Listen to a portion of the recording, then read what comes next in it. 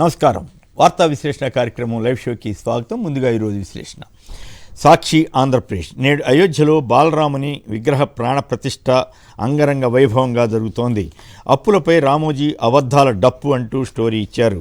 అచ్చన్నా అసలున్నావా, పేరుకే అధ్యక్ష పదవి అంటూ బీసీ నేతకు ఘోర అవమానం అంటూ ఈ పత్రిక కథనాన్ని ఇచ్చింది. ఏపీలో పోర్టులపై దెబ్బగాదు విషపురాతల దెబ్బ అంటూ నిన్న ఈనాడు రాసిన ఒక చెత్త వార్తపై ఈ స్పందనగా ఈ పత్రిక కథనాన్ని ఇచ్చింది. అంకెలతో రామోజీ మార్క్ పిచ్చిరాతలు అంటూ స్టోరీ ఇచ్చారు. సీట్లపై ఆఖరి నిమిషం వరకు నాంచే ధోరణిలో చంద్రబాబు, చివరిలో అతి కొద్ది సీట్లతో పవన్ కళ్యాణ్కు చెక్ పెట్టే యోచన. చంద్రబాబు ప్రయోజనాలను కాపాడడానికే కాంగ్రెస్ పనిచేస్తుందని ప్రజలందరికీ అర్థమవుతోందన్నారు సజ్జల. షర్మిల కాంగ్రెస్ అధ్యక్ష బాధ్యతలు తీసుకోవడంపై ఆయన స్పందించారు. తిరుపతి జిల్లా నాయుడుపేటలో వైఎస్ఆర్సీపీ సామాజిక సాధికార నినాదం మార్మోగింది. ఏపీ ప్రభుత్వ కాలేజీల్లో ఉద్యోగాల వెల్లువ. గతేడాది 539 జాబ్ డ్రైవుల్లో 18,000 మందికి పైగా ఉద్యోగాలు లభించాయి. సాక్షి తెలంగాణ. పేదల భూములు తిరిగి ఇవ్వాల్సిందేనంటూ రామోజీరావుకు మాజీ ఎమ్మెల్యే గోనె ప్రకాశ్రావు లేఖ పంపించారు. మార్చి 31 వరకు డెడ్లైన్ అని ఆయన హెచ్చరించారు. తెలంగాణ గొంతుకను ఖతం చేసే కుట్ర కాంగ్రెస్ బీజేపీ ఒక్కటేనని ప్రజలు అర్థం చేసుకోవాలని కేటీఆర్ అన్నారు. తెలంగాణలో నామినేటెడ్ పోస్టుల భర్తీ షురూ అయింది. షబ్బీర్ అలీ, మల్లు రవి, హర్ష తదితరులకు ఈ పదవులు ఇచ్చారు. వేం నరేందర్ రెడ్డితో సహా. జేఈఈ మెయిన్స్ సర్వం సిద్ధం. ఈ నెల 24 నుంచి పరీక్షలు జరగనున్నాయి. బేగంపేటలో వింగ్స్ ఇండియా 2024 వైమానిక విన్యాసాలు అబ్బురపరిచాయి. పార్లమెంట్లో బీసీ బిల్లు ప్రవేశపెట్టాలని డిమాండ్ చేస్తూ ఫిబ్రవరి 5-6 తేదీల్లో పార్లమెంట్ ముట్టడి చేస్తామని జాతీయ బీసీ సంఘం అధ్యక్షుడు ఆర్ కృష్ణయ్య చెప్పారు. ఈనాడు తెలంగాణ ప్రభుత్వ సలహాదారులుగా వేం నరేందర్ రెడ్డి, షబ్బీర్ అలీ, హర్కర్ వేణుగోపాల్ను నియమించింది. ఢిల్లీలో ప్రత్యేక ప్రతినిధిగా మల్లు రవి నియమితులయ్యారు. మూసీ సుందరీకరణకు అత్యంత ప్రాధాన్యం ఇవ్వాలని సీఎం రేవంత్ రెడ్డి నిర్ణయించారని రాశారు. లండన్లో థేమ్స్ రివర్ ఫ్రంట్, దుబాయ్లో వాటర్ ఫ్రంట్లను అభివృద్ధి చేసిన విధానాలను మూసీ నది పునరుజ్జీవానికి వర్తింపజేయడంపై అక్కడ అధికారులతో చర్చించారు. యాదాద్రి విద్యుత్ కేంద్రానికి మంజూరు చేసిన అదనపు రుణం నిధుల విడుదలను జాతీయ విద్యుత్ ఆర్థిక సంస్థ నిలిపివేసిందంటూ స్టోరీ ఇచ్చారు. ఈనాడు ఆంధ్రప్రదేశ్. నేడు అంగన్వాడీల చలో విజయవాడ అడ్డుకునేందుకు రంగంలో దిగిన ప్రభుత్వం అంటూ వార్తనిచ్చారు. దుగరాజపట్నం పోర్టు నిర్మాణం పేరిట ప్రజలను జగన్ మోసం చేశారంటూ, కేంద్రం నుంచి సాధించలేకపోయారంటూ ఈ పత్రిక యథాప్రకారం విషపూరిత కథనాన్ని ఇచ్చింది. వైఎస్ఆర్సీపీలో అంతర్గత తిరుగుబాటు తీవ్రమైందంటూ మరో వార్తనిచ్చారు. ఎమ్మెల్యేలకు వ్యతిరేకంగా రెచ్చగొట్టే రీతిలో కథనాన్ని ఇచ్చారు. నేడు కేంద్ర ఎన్నికల సంఘం విడుదల చేస్తున్న ఓటర్ల తుది జాబితా ఎంతవరకు పారదర్శకం అంటూ కథనాన్ని ఇచ్చారు. ఏపీసీసీ అధ్యక్షురాలుగా షర్మిల బాధ్యతలు చేపట్టారు. సీఎం జగన్పై క్రైస్తవ వ్యతిరేకంటూ ఆమె వ్యాఖ్యానించిందంటూ ప్రధాన హెడ్డింగ్గా పెట్టడం విశేషం. నమస్తే తెలంగాణ. బీజేపీ కాంగ్రెస్ పార్టీలు రెండు ఒకటేనని, బీఆర్ఎస్ను లేకుండా చేయడానికి ఆ పార్టీలు ఒకటవుతున్నాయని కేటీఆర్ ధ్వజమెత్తారు. బీఆర్ఎస్ను ముక్కలు చేస్తామని మంత్రి కోమటిరెడ్డి వెంకటరెడ్డి వ్యాఖ్యానించారు. యాసంగి సాగుకు నీటి కష్టాలు. ఉత్తర తెలంగాణకు వరప్రదాయినిగా ఉన్న శ్రీరామ్ సాగర్ ప్రాజెక్టు ఎగువన కాకతీయ కాలువ కింద సాగు ప్రశ్నార్థకంగా మారింది. ఆంధ్రప్రభ. మూసీ నది పునరుజ్జీవంతో ఖజానాకు కాసుల పంట పండుతుందంటూ స్టోరీ ఇచ్చారు. లోక్సభ పోరు తర్వాతే కేబినెట్ విస్తరణ జరుగుతుందంటూ మరో వార్తనిచ్చారు. వెలుగు. మూసీ నది పునరుద్ధరణపై తెలంగాణ సర్కార్ ప్రత్యేక ఫోకస్.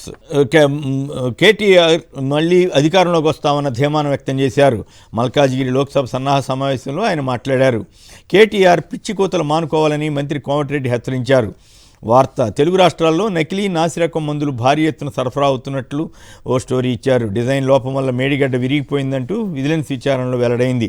డక్కన్ క్రానికల్. వేం నరేందర్ రెడ్డిని సీఎం రేవంత్ రెడ్డి చీఫ్ అడ్వైజర్గా నియమితులయ్యారు. ఫార్ములా ఈ డీల్కి సంబంధించి ఐఏఎస్ అరవింద్ కుమార్ మాజీ మంత్రి కేటీఆర్పై తీవ్ర విమర్శలు చేసిన వార్తను మరో కథనంగా ఇచ్చారు. హిందూ. అయోధ్య బాలరాముడి ప్రాణ ప్రతిష్టపై బ్యానర్ కథనం. ఇమిగ్రేషన్ కేసు సంబంధించి 2 రాష్ట్రాల్లో ఈడీ సోదాలు జరిగాయి. Times of India. ఆఫ్ఘనిస్తాన్లో రష్యాకు చెందిన విమానం కూలిపోవడంతో 2 మృతి చెందగా 4 ప్రాణాలతో బయటపడ్డారు. ముంబై మారథాన్లో 2 రన్నర్లు గుండెపోటుతో మరణించారు. Indian Express. ధరణి రెవెన్యూ రికార్డులను నేషనల్ ఇన్ఫర్మేటిక్ సెంటర్కు అప్పగించాలని తెలంగాణ ప్రభుత్వం భావిస్తోంది. రాహుల్ గాంధీ భారత్ జోడో న్యాయయాత్రలో అస్సాం కాంగ్రెస్ చీఫ్ గాయపడ్డారు. శంషాబాద్ ఎయిర్పోర్ట్లో 41 కోట్ల హెరాయిన్ పట్టుబడింది. ఇవి ప్రధానంగా పత్రికల్లో వచ్చిన వార్తా విశేషాలు, వాటికి సంబంధించిన విశ్లేషణ. ఇక ఈరోజు ఈనాడు, ఆంధ్రజ్యోతి రాసిన అబద్ధాలు వాస్తవాల మీద కథనాన్నిద్దాం. ఈనాడు అబద్ధం నెంబర్ 1, కళ్యాణమస్తు జాప్యం మస్తు అంటూ అశుభరాతలు రాసింది ఈనాడు పత్రిక. షాదీ తోఫా పేరిట ముస్లింలకు ఢోకా అంటూ విషపురాతలు రాసింది పచ్చపత్రిక. పేద బిడ్డల పెళ్లిళ్లకు ఆర్థిక సాయం అందించని జగన్ అంటూ ఈ కథనంలో రాశారు. అయితే వాస్తవం ఏమిటి? గత ప్రభుత్వం 17,000 అంటే చంద్రబాబు ప్రభుత్వం 17,709 మందికి కళ్యాణమస్తు లబ్ధిదారులకు 68,68,00,000 ఎగ్గొడితే వైసీపీ ప్రభుత్వం వివిధ కేటగిరీల్లో ఆర్థిక సాయాన్ని దాదాపు 2 పెంచింది. ఎస్సీలకు గత ప్రభుత్వం ఇస్తామన్న సాయం 40,000 కాగా సీఎం జగన్ ప్రభుత్వం ₹1,00,000 సాయం అందిస్తోంది. కులాంతర వివాహం చేసుకున్న ఎస్సీలకు గత ప్రభుత్వం సాయం 75,000 కాగా వైఎస్ఆర్ కాంగ్రెస్ పార్టీ ప్రభుత్వం 1,20,000 అందిస్తోంది. ఎస్టీలకు గత ప్రభుత్వం ఇస్తామన్న సాయం 50,000 కాగా వైసీపీ ప్రభుత్వం 1,00,000 సాయం అందిస్తోంది. బీసీలకు అలాగే 35,000 సాయాన్ని ఈ ప్రభుత్వం 50,000కు పెంచింది. అయినప్పటికీ కూడా ముఖ్యమంత్రి జగన్పై ఈ పత్రిక యథాప్రకారం విషపురాతలు రాసింది. ఇక ఈనాడు అబద్ధం 2, దుగరాజపట్నం పోర్టు నిర్మాణంపై దుక్కరాజపట్నం అంటూ అసత్య కథనాన్ని వండివార్చారు. వాస్తవం ఏంటంటే పోర్టు నిర్మాణం పేట ప్రజలను మోసం చేశారంటూ రాశారు. పోర్టుకు కేంద్రం నిధులు కేంద్రం నుంచి అనుమతులు తెచ్చుకోలేకపోయారంటూ కథనాన్ని ఇచ్చారు. వాస్తవం ఏంటంటే కేంద్ర ప్రభుత్వం మీద రాసే దమ్ము లేని రామోజీరావు నిత్యం జగన్పై పడి ఏడుస్తున్నారు. పక్కనే కృష్ణపట్నం పోర్టు ఉండడంతో దుగదాజపట్నం పోర్టుకు కేంద్రం అనుమతి ఇవ్వలేదు. ఆ సంగతి రాయకుండా జగన్ సాధించలేదని పచ్చి అబద్ధపు వార్తలు రాస్తున్నారు. చంద్రబాబు ఆధ్వర్యంలో తెలుగుదేశం మోడీ ప్రభుత్వంలో 4 ఏళ్ల పాటు భాగస్వామిగా ఉన్నప్పటికీ దుగరాజపట్నం ఈ పోర్టును ఎందుకు తేలేదో ఈనాడు రామోజీరావు చెప్పాలి. పచ్చి మోసపూరిత వార్తలు రాస్తున్న ఈ పత్రిక కావలి వద్ద రామాయపట్నం ఓడరేవుకు జగన్ శంకుస్థాపన చేయడం, అప్పుడే ఒక బెర్త్ పూర్తవుతున్నప్పటికీ ఆ వార్తను ఎన్నడూ రాయకపోగా ఇప్పుడు ఒక పచ్చి అబద్ధపు వార్తను రాసి ప్రజలపై రుద్దే ప్రయత్నం చేశారు. ఈనాడు అబద్ధం 3, మమ్మల్ని కాదని ఎన్నికలకు వెళ్తారా అంటూ వైసీపీ ఎమ్మెల్యేలు తిరుగుబాటు బావుట అంటూ ఒక కుట్రపూరిత కథనాన్ని ఇచ్చారు. ఇందులో పచ్చి అబద్ధాలను రాశారు. ఇక తమ సొంత కంపెనీల్లో కనీస వేతనాలు ఇవ్వని రామోజీరావు అంగన్వాడీల పట్ల సానుభూతి ఉన్నట్లు నటిస్తూ వారిని రెచ్చగొట్టేలా కథనాన్ని ఇచ్చారు. నిన్ననే మాజీ ఎమ్మెల్యే గోనె ప్రకాశ్రావు రామోజీరావు కంపెనీలపైన రామోజీ ఫిలిం సిటీలో జరిగిన భూ ఆక్రమణల మీద పెద్ద ఎత్తున ఆరోపణలు, విమర్శలు గుప్పించారు. వాటికి సమాధానం ఇవ్వని రామోజీరావు అంగన్వాడీలను మాత్రం రెచ్చగొట్టే ప్రయత్నం చేస్తున్నారు. ముఖ్యమంత్రి జగన్ డావోస్ పర్యటన సందర్భంగా సాధించిన పెట్టుబడులపై విషపూరితమైన వార్తలు రాసిన ఈనాడు ఆంధ్రజ్యోతి తెలంగాణ ముఖ్యమంత్రి రేవంత్ రెడ్డి పర్యటనకు మాత్రం ఆకాశానికి ఎత్తుతూ స్టోరీలు ఇస్తూ ఆయనకి జాకీలు లేపే ప్రయత్నం చేస్తూ చివరికి రేవంత్ను కూడా చివరికి ముంచే అవకాశం కూడా కనపడుతోంది. ఆంధ్రజ్యోతి అబద్ధం. రాష్ట్ర వ్యాప్తంగా 3 ఏళ్ల పాటు ఒకే చోట ఉన్న అధికారులను ఎన్నికల కమిషన్ బదిలీ చేస్తే దీనికి అక్రమార్కుల్లో వణుకు అంటూ ఈ పత్రిక అబద్ధపు వార్తను సృష్టించింది. వాస్తవం ఏమిటంటే సాధారణంగా ఎన్నికల సమయంలో ఎన్నికల కమిషన్ ఈ ఆదేశాలు ఇస్తుంది. ఉదాహరణకు ఎన్నికలకు ముందు 100 మంది అధికారుల్ని తెలంగాణలో సైతం ఇలాగే బదిలీ చేశారు. 3 ఏళ్ల పాటు ఒకే చోట ఉన్న వాళ్ళని, సొంత జిల్లాల వాళ్ళని సహజంగా బదిలీ చేయాలని ఎన్నికల కమిషన్ ఎప్పుడు ఏ ఎన్నికైనా ఆదేశాలు ఇస్తుంది. అయినప్పటికీ బ్లాక్మెయిలింగ్కి అలవాటు పడ్డ ఆంధ్రజ్యోతి అధికారులను బ్లాక్మెయిల్ చేస్తూ తెలుగుదేశానికి ఎలాగలా మేలు చేయాలని తాపత్రయంతో ఇలాంటి చెత్త వార్తలు రాస్తోంది. ఆంధ్రజ్యోతి అబద్ధం 2, వెరైటీస్లో భారీ గోల్మాల్ అంటూ మరో చెత్త కథనాన్ని ఇచ్చింది. షర్మిల రాకతో వైసీపీలో వణుకు అంటూ ఆంధ్రజ్యోతి మరో పిచ్చి వార్తను ప్రచురించింది. ఇవి ప్రధానంగా ప్రతిరోజు కూడా ఈ 2 పత్రికలు జగన్ ప్రభుత్వంపై కురిపిస్తున్న విషాన్ని ఎదుర్కోవడం కోసం ఈ కథనాలు ఖచ్చితంగా ఇస్తూనే ఉంటాం. ఖచ్చితంగా ఈ అబద్ధపు వార్తల్ని ఖండిస్తూనే వారి యొక్క విష ప్రచారానికి వ్యతిరేకంగా వాస్తవాలు తెలియజెప్పే ప్రయత్నం చేస్తూనే ఉంటాం. ఇక చర్చలోకి వెళదాం. అతిథుల పరిచయం శ్రీ కారుమూరి వెంకటరెడ్డి గారు, వైఎస్ఆర్ కాంగ్రెస్ పార్టీ సంయుక్త కార్యదర్శి, డాక్టర్ పార్థసారథి గారు, బీజేపీ ఓబీసీ మోర్చా జాతీయ కార్యదర్శి, శ్రీ అంబటి రామకృష్ణ యాదవ్ గారు, కాంగ్రెస్ పార్టీ అధికార ప్రతినిధి. ఈరోజు 2 ప్రధాన అంశాల మీద వెళదాం. ఒకటి, షర్మిల గారి రాకతో కాంగ్రెస్ పార్టీకి ఏమైనా ఆంధ్రప్రదేశ్లో పుంజుకునే అవకాశం ఉందా? వలస పక్షుల మాదిరిగా తెలంగాణ నుంచి ఆంధ్రప్రదేశ్కి వచ్చిన షర్మిల గారు 100 రోజుల పాటు ఈ వలస పక్షిగా ఇక్కడే ఉండి ఏం సాధిస్తారు? ఆ తర్వాత కాంగ్రెస్ పార్టీ ఆమెను పట్టించుకునే అవకాశం ఉంటుందా? నిజంగానే ఆవిడ వల్ల కాంగ్రెస్కి ఏమైనా మేలు జరుగుతుందా? చంద్రబాబు కుట్రలో భాగస్వామి అయ్యే ఇలా చేస్తున్నారా? ఈ ఈ అంశం మీద ముందు మాట్లాడుకున్న తర్వాత శ్రీరామ మందిరం బీజేపీకి ఓట్ల వర్షాన్ని కూడా కురిపించే అవకాశం ఉందన్న దాని మీద కూడా చర్చలోకి వెళదాం. ముందుగా వెంకటరెడ్డి గారు ఏంటి చెప్పండి. షర్మిల గారితో రాకతో మీ వెన్నులో వణుకొని ఒక తెలుగుదేశం పత్రిక రాసేసింది. అలాగే క్రైస్తవ మతానికి వ్యతిరేకని ఇంకో తెలుగుదేశం పత్రిక ఈనాడు పెద్ద హెడ్డింగ్ పెట్టింది. ఏమిటి అసలు? నిజంగా నిన్న సజ్జల గారు క్లారిటీ ఇచ్చినప్పటికి కూడా మీ వాదన ఏమిటి? నిజంగానే నాకు అర్థమైంది ఏంటంటే మొన్నటిదాకా తెలంగాణలో ఉన్న షర్మిల గారు ఇప్పుడు వలసపక్షి మాదిరిగా ఏపీకి వచ్చి ఏం సాధిస్తారు? కొమ్మనేని గారు, మీకు అట్లానే ప్యానెల్లో ఉన్న అందరికీ, సాక్షి టీవీ ప్రేక్షకులందరికీ గుడ్ మార్నింగ్, నమస్కారాలు కూడా. ఇక్కడ దీంట్లో కొంచెం డెప్త్కి వెళ్ళి మనం మాట్లాడుకోవాలి. జగన్మోహన్ రెడ్డి గారు కాంగ్రెస్ పార్టీకి రాజీనామా చేయగానే ఏంటి సోనియా గాంధీని ఎదిరించి జగన్మోహన్ రెడ్డి గారు రాజీనామా చేస్తాడా? జగన్మోహన్ రెడ్డి గారి పని కథం, ఇంకా అసలు జగన్మోహన్ రెడ్డి గారి పని అయిపోయింది అని చెప్పి ఇదే ఎల్లో మీడియా, ఇదే తెలుగుదేశం పార్టీ ప్రచారం చేసింది. తర్వాత జగన్మోహన్ రెడ్డి గారు 5,43,000 ఓట్ల మెజార్టీతో గెలిచాడు. ఆ రోజు ఏదైతే వైఎస్ వివేకానంద రెడ్డి గారిని, అంటే రాజశేఖర రెడ్డి గారి తర్వాత కడప జిల్లాలో అందరికీ సుపరిచితుడైనటువంటి 30 ఏళ్ళగా రాజకీయాల్లో ఉన్నటువంటి వివేకానంద రెడ్డి గారిని ప్రత్యర్థిగా అక్కడ పులివెందుల్లో విజయమ్మ గారి మీద ప్రత్యర్థిగా నిలబెట్టారు. ఆయనకు ఆ రోజు మంత్రి పదవి కూడా కాంగ్రెస్ పార్టీ ఇచ్చి ఎస్ వివేకానంద రెడ్డి గారు వర్సెస్ జగన్మోహన్ రెడ్డి గారు అని చెప్పి కూడా ఇదే ఎల్లో మీడియా ప్రచారం చేస్తే జగన్మోహన్ రెడ్డి గారు 5,43,000 ఓట్లతో పార్లమెంట్కి రెండోసారి ఎంపీగా ఎన్నికయ్యారు. తర్వాత జగన్మోహన్ రెడ్డి గారిని జైలుకు పంపగానే జగన్మోహన్ రెడ్డి గారిని జైలుకు పంపించేసాం, ఈ వైఎస్ఆర్ కాంగ్రెస్ పార్టీ పని అయిపోయిందని చెప్పి ఇదే ఎల్లో మీడియా ప్రచారం చేసింది.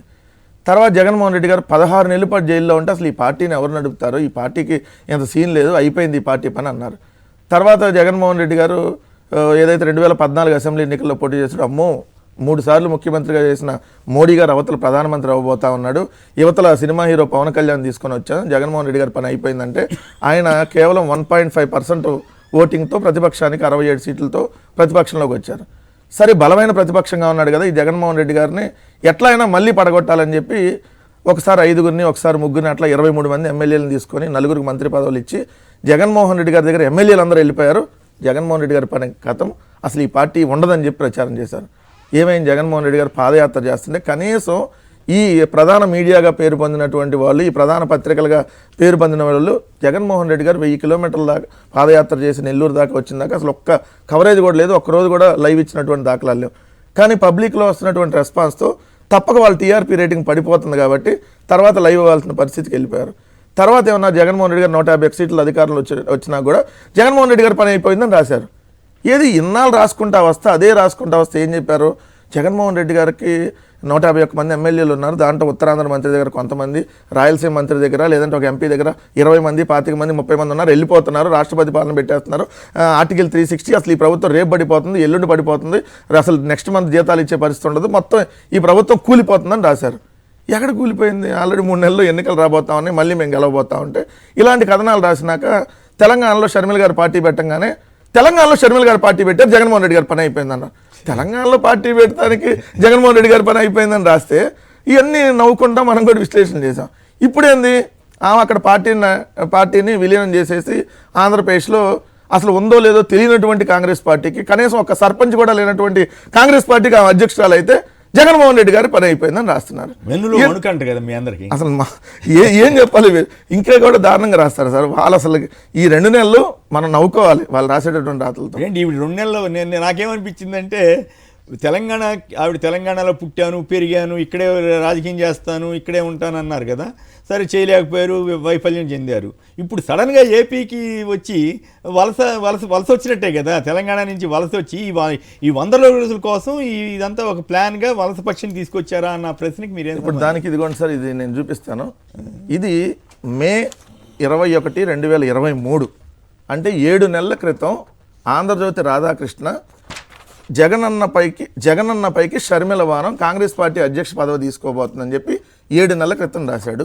2 సంవత్సరాల క్రితం ఇదే ఆంధ్రజ్యోతి రాధాకృష్ణకి రఘురామకృష్ణరాజు ఇచ్చినటువంటి ఇంటర్వ్యూలో రఘురామకృష్ణరాజు చెప్పింది స్పష్టంగా, ఆమె తెలంగాణలో వరకు పార్టీ పెట్టింది, ఈ బాణం అటెళ్తుంది, ఇది ఆంధ్రాకి వెళ్ళేటటువంటిదే, ఊరికి తెలంగాణలో పార్టీ పెట్టిందని చెప్పారు. అంటే ఏంటి దీనికి అర్థం?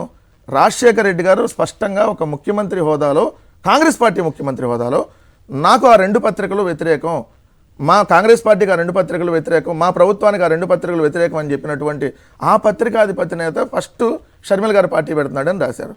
తర్వాత అదే పత్రికాధిపతి దగ్గరికి వెళ్ళి అదే రాధాకృష్ణకి షర్మిల గారు వెళ్ళి ఇంటర్వ్యూ ఇస్తే రాజశేఖర రెడ్డి గారి అభిమానులు, రాజశేఖర రెడ్డి గారిని అభిమానించేటువంటి ఎవరన్నా ఎందుకు ఆవిడ వైఎస్ మన రాధాకృష్ణ గారి పొలిటికల్ ట్రాప్ అంటే చంద్రబాబు గారి పొలిటికల్ ట్రాపే కదా రాధాకృష్ణ గారు, ఎందుకు ఆవిడ పొలిటికల్ ట్రాప్ లోకి ఆయన భర్తతో సహా ఇక్కడ ఒకటి ఏంటంటే జగన్మోహన్ రెడ్డి గారిని టార్గెట్ చేయాలంటే 1, 2, 3, 4, 5 అలాంటి శక్తులు పనిచేయు. 100 రకాల శక్తుల్ని ఒక టార్గెట్గా పెట్టుకొని 100 రకాల శక్తుల్ని ఒక గుంపుగా పెట్టుకొని జగన్మోహన్ రెడ్డి గారిని టార్గెట్ చేయాలనే దాంట్లో భాగంగా కుటుంబ సభ్యుల్ని దించితే ఏమన్నా ఉపయోగం ఉంటుంది అన్నటువంటి వాళ్ళ ప్రయత్నంలో భాగంగా ఆల్రెడీ 3 ఏళ్ల క్రితం షర్మిల గారి చేత పార్టీ పెట్టించడం కావచ్చు, తెలంగాణలో పార్టీ పెట్టించి రకరకాలగా చెల్లిని వదిలేశాడని చెప్పి ఈ విధంగా కథనాలు రాయటం కావచ్చు, ఈరోజు మళ్ళీ కాంగ్రెస్ పార్టీలో షర్మిల గారిని ఏదైతే జాయిన్ చేయించడం కావచ్చు, దీని తెర వెనకాలంతా కూడా కేవీపీ రామచంద్రరావు, రఘురామకృష్ణరాజు, చంద్రబాబు నాయుడు, ఈ రాధాకృష్ణ, ఇటువంటి ఒక ఏదైతే గుంపు ఉందనేది క్లియర్గా మనకి ఈరోజు అర్థమవుతా ఉంది. సార్ నేను ఒకటి స్పష్టంగా చెప్తా, ఎవరు ఎన్ని రకాలుగా ఉంటే జగన్మోహన్ రెడ్డి గారు ఏమంటున్నారు, అయ్యా మా చెల్లెట వెళ్ళింది నన్ను చూసి ఓటేయమని అడుగుతున్నారా? అరే నా ప్రభుత్వ పరిపాలన బాగుంటే నాకు ఓటేయని అన్నాడు, నేను ఇచ్చిన మేనిఫెస్టో అమలైతే ఓటేయని అన్నాడు, లేదా వాళ్ళెవరో పార్టీలోకి వెళ్ళారు, వీళ్ళెవరో పార్టీలోకి వెళ్ళారు, దాన్ని చూసి మేము ఓటేయమంటలా. 2019 ఎన్నికల్లో మేమేం అడిగాం, మేము ఇచ్చింది మేనిఫెస్టో ఇస్తున్నాం, ఈ మేనిఫెస్టోని మేము అధికారంలోకి వస్తే అమలు చేస్తాం, నాకు అవకాశం ఉండి అన్నారు. ఇది అమలు చేసి మేము ఓటు అడుగుతున్నాం ఈరోజు. అంటే క్లియర్గా ఏంది, ఒక ప్రభుత్వం 5 ఏళ్లలో ఇదిగోండి మేము ఇది చేసాం, మా ద్వారా మంచి జరిగితే మాకు ఓటేయండి, జరగకపోతే మాకు వేయద్దని చెప్పేటటువంటి అంత ధైర్యంగా, అంత దమ్ముగా, అంత నిజాయితీగా చెప్తుంటే వీళ్ళెవరో వాళ్ళు వచ్చారు, వీళ్ళెవరో వీళ్ళని తీసుకొని వస్తున్నారు, ఆమె చేత ఏదో ఇవన్నీ మాట్లాడిచ్చారు, ఆమె నిన్న మాట్లాడుతుంటే జగన్ రెడ్డి అని మాట్లాడుతుంటే నిజంగా కూడా బాధ అనిపిస్తుంది. ఎందుకంటే ఈ స్క్రిప్ట్ ఎవరు మాట్లాడతారు? జగన్మోహన్ రెడ్డి గారు అని మాట్లాడేటటువంటి వాళ్ళు జనరల్గా ఏదైతే జగన్మోహన్ రెడ్డి గారికి వ్యతిరేకంగా ఉన్నా కూడా ఏది బద్ధశత్రులు ఏదో అట్లా మాట్లాడరు కదా. ఆ స్క్రిప్ట్ ఎవరు? Yellow media script, Jagan Reddy అని రాసేది వాళ్ళే. అలాంటి స్క్రిప్ట్ చదివిస్తుంటే క్లియర్గా అర్థం కాదు కొమ్మనేని గారు. Right, okay. ఇక రామకృష్ణ గారు చెప్పండి, ఏమిటి ఒకప్పుడు కాంగ్రెస్పై ఉమ్మేయాలి అని చెప్పినటువంటి షర్మిల గారిని ఈ మీ పార్టీ అధ్యక్షురాలుగా తెలంగాణ నుంచి వలసపక్షిని తీసుకొచ్చి 100 రోజుల కోసం ఈ ఆపరేషన్ చేయటం వల్ల ఏం ప్రయోజనం ఉంటుంది? నిజంగానే మీ పార్టీకి వలసపక్షి తప్ప ఇంకా వేరే గత్యంతరం లేదా? గిడుగు రుద్రరాజు గారిని పాపం 3 నెలలు కూడా ఉంచకుండా తీసి పాడేసి ఈ వలసపక్షిని పెట్టుకోవడంలో మీ ఆంతర్యం ఏమిటి? సార్ గుడ్ మార్నింగ్ మీకు, ప్యానెల్లో ఉన్న వాళ్ళకి, అట్లాగే సాక్షి ప్రేక్షకులకి. సార్ ముందుగా మీ పైన అత్యంత గౌరవంతో ఈ వలసపక్షి అనే పదం మీరు వాడటం అనేది నాకు ఎందుకనో అది మీరు పెద్దవారు, దయచేసి అది నాకు నచ్చలేదు. నేను వాడలేదు మిత్రమా, నేను మీకు నచ్చుతుందని వాడలేదు. కానీ రాజకీయ పరిభాషలో ఆవిడ తెలంగాణలో పార్టీ పెట్టారు, నేను తెలంగాణలో ఉంటాను అని చెప్పారు, నా అన్నం మీదకి నేను వెళ్ళను అని చెప్పారు. అయినప్పటికీ కూడా తర్వాత రోజుల్లో కాంగ్రెస్ పార్టీ మీద ఉమ్మేస్తారు, ఆ పార్టీలో నేను చేరినటువంటి దరిద్రం అన్నటువంటి షర్మిల గారు ఆ తర్వాత వైఎస్ఆర్ టీపీని తీసుకెళ్లి కాంగ్రెస్లో విలీనం చేశారు. ఆ తర్వాత మీరు బలవంతంగా రేవంత్ రెడ్డి గారిని ఏమన్నా ఆవిడ బ్లాక్ మెయిల్ రంది, అట్లా కాంగ్రెస్ ఏమిటి దిక్మాల పార్టీ అని అన్నారా లేదా? ఆమె ఆ తర్వాత కాంగ్రెస్ లో ఇక్కడే ఉంటానంటే వద్దని చెప్పి బలవంతంగా రాహుల్ గాంధీ, సోనియా గాంధీ, ఖర్గే గారు తీసుకెళ్లి ఆంధ్రప్రదేశ్ రాజకీయాల్లోకి తీసుకొచ్చారా లేదా? మరి ఇప్పుడు ఈ 100 రోజుల కోసమే కదా, అటువంటిప్పుడు వాళ్ళని వలసపక్షానిక ఏమంటారు? సార్ నెల క్రితమే కదా ఎన్నికలు జరిగింది, నెల క్రితం అంత ఎక్కడ ఓటేశారు? నెల క్రితం కాదు, ఒక్క నిమిషం లేదు సార్, మీరే మాట్లాడండి రామకృష్ణ, దయచేసి ఒక్క సెకండ్ మీరే మాట్లాడండి. నెల రోజుల క్రితం జరిగిన తెలంగాణ ఎన్నికల్లో తెలంగాణ ఎన్నికల్లో షర్మిల గారు ఓటేసి ఇప్పుడు ఆంధ్రప్రదేశ్ రాష్ట్ర అధ్యక్షురాలు ఆంధ్రప్రదేశ్ లో మీ కేవీపీ రామచంద్రరావుని ఎందుకు పెట్టుకోలేదు? మీ చింతా మోహన్ ఎందుకు పెట్టుకోలేదు? పల్లవరాజుని ఎందుకు పెట్టుకోలేదు? అంబటి రామకృష్ణ యాదవ్ ఎందుకు పెట్టుకోలేదు? తెలంగాణ అధ్యక్షురాలను తీసుకొచ్చి పెట్టుకునే పరిస్థితి కాంగ్రెస్ లో ఏర్పడిందంటే వలసపక్షి కాక ఏమంటారు? సార్ నేను మాట్లాడొచ్చా? కొంచెం ఇంటరప్షన్ లేకుండా ఇస్తారని ఆశిస్తున్నా.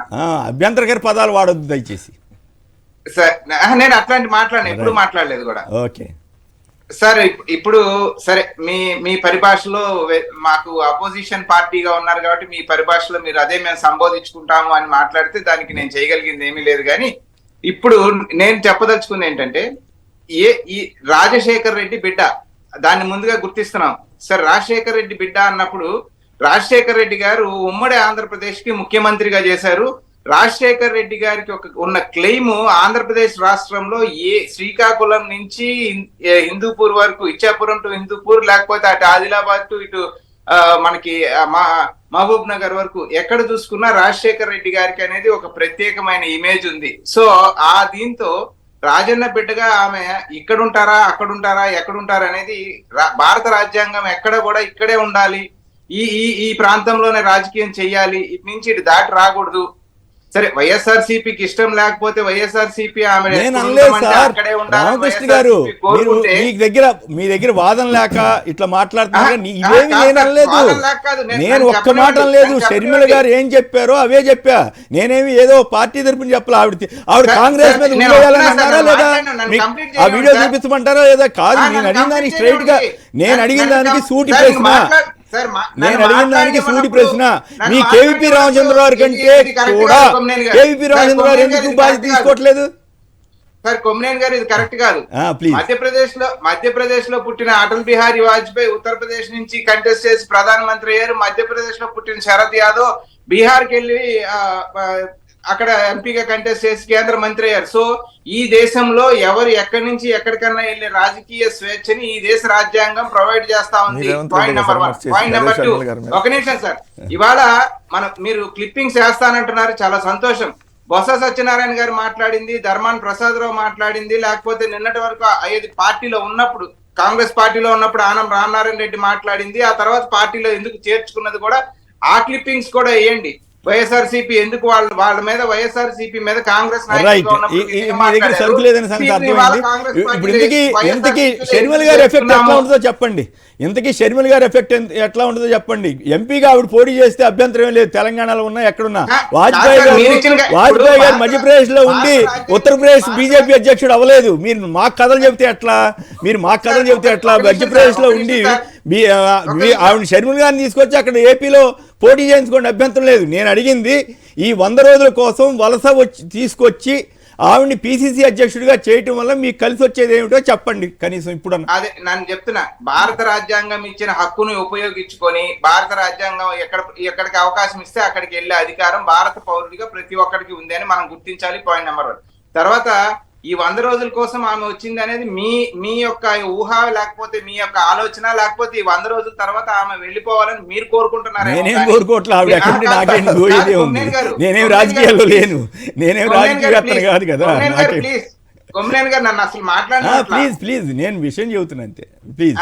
సో ఇవాళ నిన్న షర్మిలమ్మ గారు మాట్లాడింది గారు మనం చూస్తే చాలా long term goal, long vision, పార్టీని పూర్తి స్థాయిలో పునరుత్తేజం తీసుకొచ్చి 2029 నాటికి, రేపు 24 నాటికి సర్టెన్ నెంబర్ ఆఫ్ ఎమ్మెల్యేస్ అసెంబ్లీకి పంపించుకోవాలి.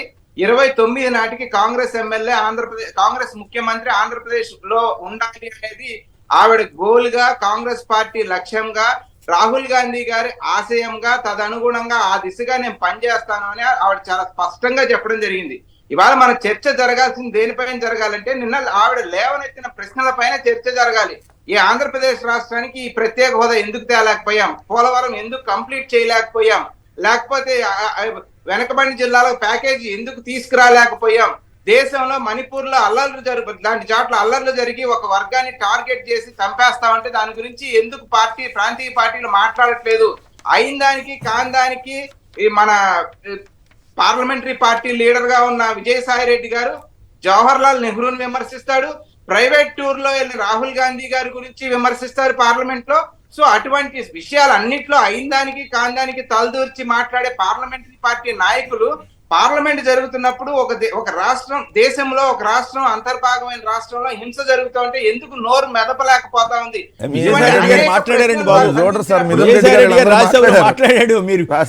మీరు ఏదో షర్మిల గారు అమాయకత్వంతో మాట్లాడిందని మీరు నమ్మితే ఎట్లా? సార్ మాట్లాడేది ఎక్కడ మాట్లాడారు? కావాలని కంటి తుడుపు జరిగా నెహ్రూ 2 నిమిషాలు మణిపూర్ అక్కడ ధర్నా చేయమని చెప్పాలి. బీజేపీతో ఇంత అంటగాగాల్సిన పరిస్థితి ఎందుకు వచ్చింది? బీజేపీ ఈ రాష్ట్రానికి చేసిన ప్రయోజనం ఏంటి అనేది ఆవిడ స్పష్టంగా వేసిన క్వశ్చన్. సో అటువంటి తరుణంలో మనం వాటికి ఆన్సర్ చేయాల్సింది పోయి ఆవిడకేదో ఆపాదించి ఆవిడకేదో అంటగట్టి తెలంగాణలో పార్టీ పెట్టినప్పుడు మరి మణిపూర్ అల్లర్లో గురించి ఎందుకు మాట్లాడలేదు ఆ రెండు పత్రికలు సార్? వైఎస్ఆర్టీపీ అధ్యక్షురాలుగా ఉన్నప్పుడు ఎందుకు మాట్లాడాల మణిపూర్ అల్లర్ల గురించి? ఒక్క నిమిషం అండి కాదు నేను ఒక మాట చెప్తున్నాను సార్. మణిపూర్ లో జరిగినటువంటి గొడవలకు సంబంధించి ఆ వైఎస్ఆర్టీపీ అధ్యక్షురాలుగా ఉన్నప్పుడు మరి వెళ్ళి గొడవ చేయొచ్చు కదా, మణిపూర్ వెళ్ళి. కనీసం దాని మీద ఎందుకు ఒకరోజు స్పందన కూడా లేదు? యాజమాన్యాల యొక్క స్టాండ్స్ ఇలాగే ఉండాలి. వీరు ఇదే వైఎస్ఆర్ సిపి చెప్పిందే ఏ పత్రిక అయినా రాయాలి అని ఒక ఆలోచన దృక్పథం ఏదైతే ఉందో అది మార్చుకోవాలి. తర్వాత నిజాలు రాయండి అంటున్నాం, మరీ రోజు మా మీద బూతులు రాయొద్దు, ఉన్న వాస్తవాలు పోటీ చేసినప్పుడు ఎమ్మెల్సీగా పోటీ చేసినప్పుడు గెలిపించుకోగలిగిందా వైఎస్ఆర్ సిపి? కాంగ్రెస్ పార్టీలో పోటీ చేశారు, ఎమ్మెల్యేగా ఓడిపోయారు. ఎమ్మెల్సీగా పోటీ చేస్తే గెలిపించుకోగలిగారా, లేకపోతే విజయమ్మ గారు ఎంపీగా పోటీ చేస్తే గెలిపించుకోగలిగారా? సో ఆ రోజుకున్న పరిస్థితుల్లో ఆ రోజు ప్రజల్లో ఉన్న సెంటిమెంట్ ఖచ్చితంగా ఆ రోజు మీరు గెలుచుండొచ్చు, కానీ ఇప్పుడు మీలో డెఫినెట్ గా ఒక భయం, ఒక బాధ అంటే ఒక్కదాని సమానం చెప్పండి. ప్రత్యేక హోదా ఇవన్నీ పార్థసారథి గారు సమానం చెప్తారు, కానీ ఒక్కదాని సమానం చెప్పండి. ఇంతకీ చంద్రబాబు గారి కుట్రలో ఈమె పావు కాబోతోందా, బలి కాబోతోందా అన్నది ఒక ప్రశ్న వేస్తున్నారు సజ్జల గారు. దానికి మీరేం సమానం చెప్తారు? సరే అదేంది ఒక సెక్షన్ తీసుకెళ్లి ఈమెను అంటగట్టి ఆమెను చిన్నదాన్ని చూపించే ఒక ప్రయత్నంగా ఒక వర్గం పార్టీ గాని ఒక మీడియా గాని చేస్తా ఉంది. ఆవిడ నిన్న చంద్రబాబుని సూటిగా ప్రశ్నించింది, జగన్మోహన్ రెడ్డి గారిని సూటిగా ప్రశ్నించింది. ఇద్దరు కూడా సమాధానం చెప్పాలి వాళ్ళు కాంగ్రెస్ పార్టీకి అని కోరుతా ఉంది. రాష్ట్ర ప్రజలకు సమాధానం చెప్పాలి ఈ రెండు పార్టీలు అని చెప్తా ఉన్నాయి. 25కి 25 ఎంపీలు ఎంతమంది ఈ నెంబర్ ఏ పార్టీలో ఉన్నా కూడా పూర్తిగా బీజేపీకి అమ్ముడుపోయారు, పూర్తిగా బీజేపీ చంకలో దూరారు అని ఆవిడ చెప్తా ఉంది. దానికి సమాధానం చెప్పకపోగా మమ్మల్ని తీసుకెళ్లి మా నాయకురాలను తీసుకెళ్లి ఒకరికి అంటగట్టే ప్రయత్నం చేయడం అనేది వైఎస్ఆర్ సిపిలో ఉన్న భయాన్ని సూచిస్తా ఉంది అనేది స్పష్టంగా అర్థమవుతుంది. మొన్నే కదా సార్ మీ కాంగ్రెస్ పార్టీ వాళ్ళు రేవంత్ రెడ్డి సహా పచ్చి బూతులు తిట్టి 2 నెలలు కూడా కాలేదు అనుకుంటా, 2-3 నెలల క్రితం. అప్పుడే మీ నాయకురాలు అయిపోయిందా? రాజశేఖర రెడ్డి గారి పేరుని ఎఫ్ఐఆర్ లో పెట్టి ఈ రోజు మళ్ళీ రాజశేఖర రెడ్డి గారు మీ నాయకుడు. రాజశేఖర రెడ్డి గారి కుటుంబాన్ని రోడ్డు మీద వేశారు, మళ్ళీ ఈ రోజు రాజశేఖర రెడ్డి గారి కూతురు మీ నాయకురాలు. బాబా పాలిటిక్స్ సార్. రైట్, అదే మీరు చేస్తే సంసారం ఎదురు చేస్తే మేము ఫెయిర్ గానే చేస్తున్నాం సార్. ఒకసారి రామకృష్ణ గారు మళ్ళీ మాట్లాడుతూ కానీ పార్థసారథి గారు కూడా మాట్లాడిన తర్వాత దయచేసి మాట్లాడుతూ. రైట్, నాగార్జున యాదవ్ గారు, నాయుడుపేట. నాగార్జున యాదవ్ గారు నమస్కారం సార్. నమస్కారం, చెప్పండి సార్. ఇప్పుడు సార్ అంబటి రామకృష్ణ గారికి ఒక విషయంలో మటుకు కంగ్రాచులేషన్స్ చెప్పాలి. ఏమంటే ఇప్పుడు మనకు ఆంధ్రప్రదేశ్ లో బయోక్రేషన్ కేక్ కట్ చేసి మనకు గిఫ్ట్ ఇచ్చినారు కదా రాజధాని లేకుండా, దానికి సంతోషపడుతున్నాము. వెరీ హ్యాపీ, మేము చాలా బాగున్నాము. మళ్ళీ ఆమెను తీసుకుని వచ్చినారు, బానే ఉంది. రాజశేఖర రెడ్డి గారిని ఎఫ్ఐఆర్ లో పెట్టింది మర్చిపోమంటున్నారు, అన్ని చేయమంటున్నారు. అన్ని ఏం సాధించడానికి అందరికీ తెలుసు. ఇంకొక చిన్న సలహా మాది, ఎట్లా తెలుగుదేశం వాళ్ళు కూడా టెంపర్లాడుతున్నారు, ఎవరితో పొత్తు పెట్టుకున్నారా ఎవరితో, మీరు వాళ్ళని కూడా కలుపుకోండి సార్. ఎందుకు సార్ కాదు మిత్రమా, తెలంగాణలో కాంగ్రెస్ కి ఆయన సపోర్ట్ చేశాడు కదా. ఇప్పుడు కాంగ్రెస్ వాళ్ళు అక్కడ ఆయన సపోర్ట్ చేసే పరిస్థితి ఉండొచ్చు. పైకేమో బీజేపీ తోటి, లోపల కాంగ్రెస్ తోటి పొత్తు పెట్టుకోగల సామర్థ్యం ఆయనకు ఉంది, చంద్రబాబు గారికి ఉందని అనుకోవాలి ఇక. రైట్, అంటే ఇక్కడ పాయింట్ ఏంటంటే ఆవిడ అభిప్రాయం మార్చుకుంటున్నారో లేకపోతే అసలు పరిస్థితి ఏమైనా మారితే పోనీ, పరిస్థితి మారింది, కాంగ్రెస్ వాళ్ళు రాహుల్ గాంధీ, సోనియా గాంధీ క్షమాపణ చెప్పారు అని చెప్పి ఆవిడ ఏదైనా మాట్లాడితే బాగుండేది. కానీ పార్థసారథి గారు చెప్పండి, ఈ వలస రావటమా కాదా? ఆవిడని కాంగ్రెస్ పార్టీ ఎందుకు ఇట్లా వలస పక్షిని తీసుకొచ్చి ప్రయోగిస్తున్నారు? కేసీఆర్ గారు, మీకు డిబేట్లో ఉన్న పెద్దలందరికీ నమస్కారం. ఇప్పుడు షర్మిల గారు కాంగ్రెస్ పార్టీ అధ్యక్షులు అవడం, ఒక రకంగా ఒక మహిళని కాంగ్రెస్ పార్టీ అధ్యక్షురాలుగా చేయడం అభినందించాల్సిన విషయమే. రెండో విషయానికి వస్తే, షర్మిల గారు ప్రజలకందరికీ కూడా మనకందరికీ తెలిసింది జగనన్న వదిలిన బాణంగానే మొదట తెలుసు. ప్రజల్లోకి వచ్చి జగన్మోహన్ రెడ్డి గారిని సీఎం చేయడానికే నేను రాజకీయాల్లోకి వచ్చానని అందరికీ చెప్పారు, పాదయాత్ర చేశారు. తర్వాత ఏమైందో తెలీదు, సడన్గా రాజకీయాల నుంచి మాయమయ్యి తెలంగాణలో ఓ పార్టీ పెట్టారు. ఏమని ఇప్పుడు ఎవరిని కాదు, నన్నే సీఎం చేయండి, నేనే సీఎం దించేస్తానని అక్కడ రాజకీయం చేశారు, పాదయాత్రలు చేశారు, రకరకాలుగా అన్ని పార్టీలు. ఇప్పుడు ఆవిడ అధ్యక్షురాలుగా ఉన్నటువంటి కాంగ్రెస్ పార్టీతో సహా అందరినీ కూడా విమర్శించడం మొదలుపెట్టారు. తర్వాత అక్కడి నుంచి నేను అన్ని స్థానాల్లో పోటీ చేస్తానన్నారు, ఒక స్థానంలో కూడా పోటీ చేయలేదు. కాంగ్రెస్లో విలీనం చేస్తానన్నారు, ప్రమాణం చేశారు. తర్వాత అక్కడ కాంగ్రెస్ పార్టీ విలీనం చేస్తాను, ఎలక్షన్ల ముందు విలీనం కూడా కాలేదు. అన్ని స్థానాలు రేవంత్ రెడ్డి ఏదో తిట్టినట్టున్నాడు కదా, దాంతో ఏం చేయలేకపోయాడు, ఏదో జరిగింది. తర్వాత ఇప్పుడు అవన్నీ అయిపోయిన తర్వాత సడన్గా మళ్ళీ ఆంధ్రప్రదేశ్కి వచ్చారు. ఈరోజు మా నాన్నగారు ఆశయం రాహుల్ గాంధీని ప్రధానమంత్రి చేయడానికే వదిలిన బాణాన్ని నేను, సో రాహుల్ గాంధీ ప్రధాని చేయడం లక్ష్యంగా ఈరోజు రాజకీయాలు చేస్తానన్నారు. సో మనకు అర్థమయ్యేది ఏంటంటే ఒక నిలకడ లేనిటువంటి రాజకీయవేత్త ఈ షర్మిల గారు. సో ప్రజలకు కూడా అర్థమైంది. రోజు మీరే చూపిస్తున్నారు, ఓవైపున కాంగ్రెస్ని తిట్టడం, ఇంకో వైఎస్ఆర్సీని తిట్టడం, బీజేపీని తిట్టడం, ఇంకో రోజు కాంగ్రెస్ ఉన్న పార్టీని దాన్నే తిట్టడం, ఇట్లా రకరకాల రోజుకు ఒక మాట మార్చేటువంటి రాజకీయవేత్త, స్థిరత్వం నిలకడలేని వ్యక్తి షర్మిల గారు. వారి వల్ల ఆ పార్టీ, ఎందుకంటే ఇద్దరికీ అవసరం ఎక్కువ, ఫ్రస్ట్రేటెడ్లో ఉంది. కాంగ్రెస్ పార్టీ పూర్తిగా ఆంధ్రప్రదేశ్ తుడిచిపెట్టుకుపోయిన తర్వాత ఫ్రస్ట్రేషన్లో ఉన్న సందర్భంలో ఎవరొచ్చినా సరే ఆ పార్టీని లేపలేరన్న ఉద్దేశంతో వీళ్ళు ఆవురావురమంటూ ఒక నాయకుడి నాయకురాలి కోసం వెయిట్ చూస్తున్నాను. ఎన్నో పార్టీలు మారిన తర్వాత, ఎన్నో రకాల మాటలు మాట్లాడిన తర్వాత రాజకీయంగా ఎక్కడో చోట స్థిరపడాలనే ఏదో ఫ్రస్ట్రేషన్లో షర్మిల గారు ఉండడం ఇద్దరికి కలిసి వచ్చిన అంశంలాగా అనుకోవాలి.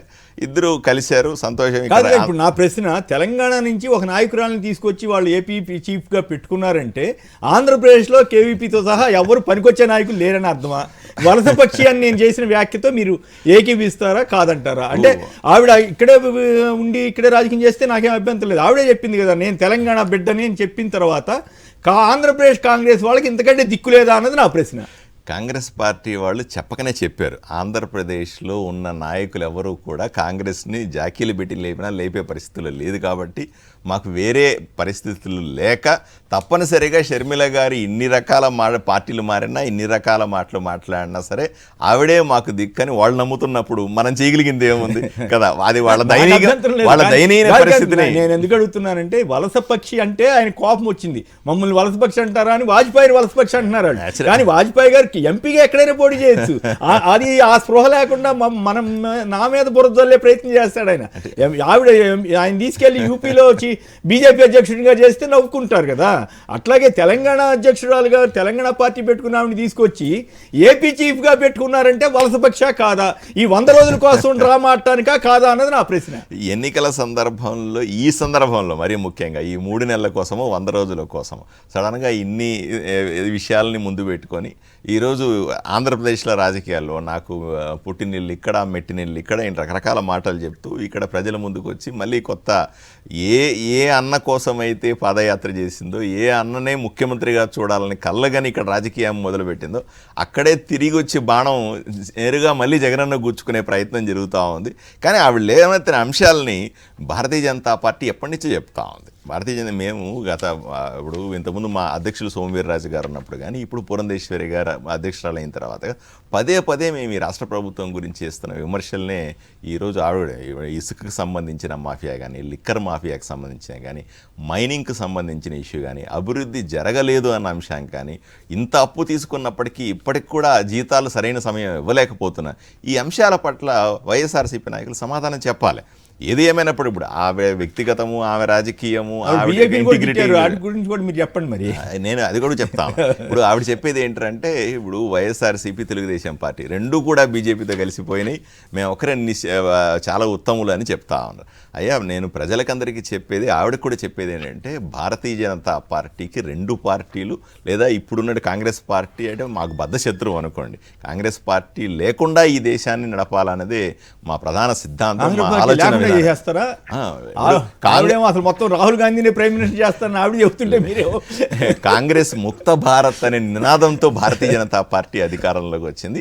ఇప్పటికే 18 రాష్ట్రాల్లో అధికారంలోకి రావడానికి మేము తీసుకున్న నినాదమే కాంగ్రెస్ ముక్త భారత్. ఈ దేశంలో కాంగ్రెస్ పార్టీ స్వాతంత్రం వచ్చిన తర్వాత చేసిన అరాచకాలు, దుర్మార్గాల వల్ల ఈ దేశం అభివృద్ధి చెందకుండా పోయింది. కాంగ్రెస్ని తీసేస్తే తప్ప ఈ సమాజంలో నుంచి మనం అభివృద్ధి చెందలేము. భారతదేశం భారతదేశాన్ని నూతనంగా మనం చూసుకోలేము అన్న అంశం మీదనే మేము ఎక్కువగా ఆలోచించాం. ప్రకారం ఎవరికి వాళ్ళు వాళ్ళ అవకాశం చెబుతున్నారు. ఒకే పాయింట్, ఈ హోదా అంశం కూడా ఒక నిమిషం చెప్పేస్తాను. ఇప్పుడు ఆవిడ ఇంకొక అంశాన్ని ప్రత్యేక హోదాకు ఇవ్వకపోవడానికి భారతీయ జనతా పార్టీ, నేను సూటిగా షర్మిల గారిని అడుగుతాను, అయ్యా ఈ రాష్ట్రాన్ని 2 ముక్కలుగా విభజించింది భారతీయ జనతా పార్టీ, కాంగ్రెస్ పార్టీ అధికారంలో ఉన్నప్పుడు చేశారా?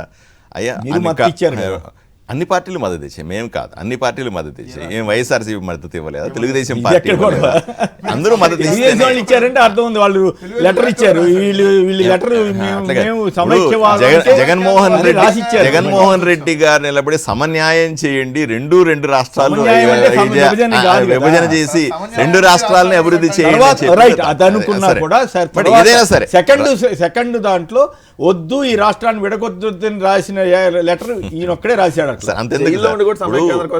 ప్రత్యేక హోదాని చట్టంలో పెట్టకుండా చేసింది కాంగ్రెస్ పార్టీ ప్రభుత్వం. ఆ రోజు చట్టంలో పెట్టి ఉంటే ఈ రోజు తప్పనిసరిగా మనకు హోదా వచ్చేదే కాదా? పోనీ హోదా స్థానంలో ప్యాకేజీ కావాలని చెప్పింది చంద్రబాబు నాయుడు గారు కదా. పోనీ అంతెందుకు, ముఖ్యమంత్రిగా జగన్మోహన్ రెడ్డి వచ్చి 4 సంవత్సరాలుగా ఏ రోజన్నా పోయి పార్లమెంట్లో కూర్చొని ప్రత్యేక హోదా గురించి మాట్లాడాడా? ఏ రోజన్నా పోయి ప్రధానమంత్రిని అడిగాడా? ఊరికే అంటే దోషుల మొదటి దోషి కాంగ్రెస్ అయితే, రెండవ దోషి తెలుగుదేశం పార్టీ, మూడవ దోషి తప్పనిసరిగా జగన్మోహన్ రెడ్డి గారు. భారతీయ జనతా పార్టీ ఈ రోజు రాష్ట్రాన్ని అభివృద్ధి రాసినట్టే మీరు చెబుతున్నారు. మోడీ గారు అంటే వణుకు కదా, కేసీఆర్ అంటే వణుకు కదా, వీళ్ళ మీద రాయుడు దొరరాజపట్నం ఎందుకు ఇవ్వలేదని జగన్ అడుగుతాడు. ఇవ్వాల్సింది ఎవరు కదా. అట్లాగే ప్రత్యేక హోదా ఇవ్వాల్సింది ఎవరు? మోడీ గారు. ఆయన అడగరు, జగన్ అడుగుతారు. అది విచిత్రమైన అడగాలి కదా. ఇప్పుడు ఆవిడ అడుగుతా ఉంది, జగన్మోహన్ రెడ్డిని అడుగుతా ఉంది. 5 సంవత్సరాలు అయింది ముఖ్యమంత్రి అయ్యి, 5 సంవత్సరాలుగా ఒక్క రోజన్నా పోయి ప్రత్యేక హోదా గురించి రాష్ట్రానికి సంబంధించిన ప్యాకేజీ అడుగుతున్నా. ఎవరు అడిగారు సార్? ఈ విషయంలో నరేంద్ర మోడీ గారి సమక్షంలోనే కాదు ఇంకొక పాయింట్ చెప్పాలి. ముఖ్యమంత్రి అయిన మొదటి రోజునే ప్రైమ్ మినిస్టర్ అయిన కలిసి అభినందనలు తెలిపి వినతిపత్రం ఇచ్చి ప్రత్యేక హోదా ఇవ్వాలని డిమాండ్ చేసి బయటకు వచ్చి చెప్పిన ఏకైక ముఖ్యమంత్రి బహుశా భారతదేశంలోని ఎవరు మోడీ గారిని ఉద్దేశించి అంత మాట, అదే బీజేపీని ఉద్దేశించి మన కర్మ వాళ్ళకి పూర్తి మెజార్టీ వచ్చింది, ఏం చేయలేకపోతున్నాం అని చెప్పిన ఏకైక ధైర్యశాలి ఎవరు ఉన్నారంటే జగన్ గారే. ఈ దాంట్లో నేనేం వ్యక్తిగతంగా ఆయన మీద నాకు అభిమానంతో లేకపోతే చెప్పట్లా. ఆ మాట అన్నాడా లేడా? ఆ మాట అనుమానాన్ని చంద్రబాబు గారు ఇదే జగన్మోహన్ రెడ్డి గారు నాకు 25 సీట్లు ఇస్తే, ఇదే జగన్మోహన్ రెడ్డి గారు నాకు 25 సీట్లు ఇస్తే కేంద్రాన్ని మెడలు వంచి ప్రత్యేక హోదా ఇదే వక్రీకరణ. 25 సీట్లు ఇస్తే అక్కడ ఎవరు తక్కువ వస్తే వాళ్ళకి ఇచ్చి మనం తెచ్చుకుంటాం అని చెప్పాడు తప్ప మెడలు వచ్చి వీడియోలు కూడా మీరు ఒకసారి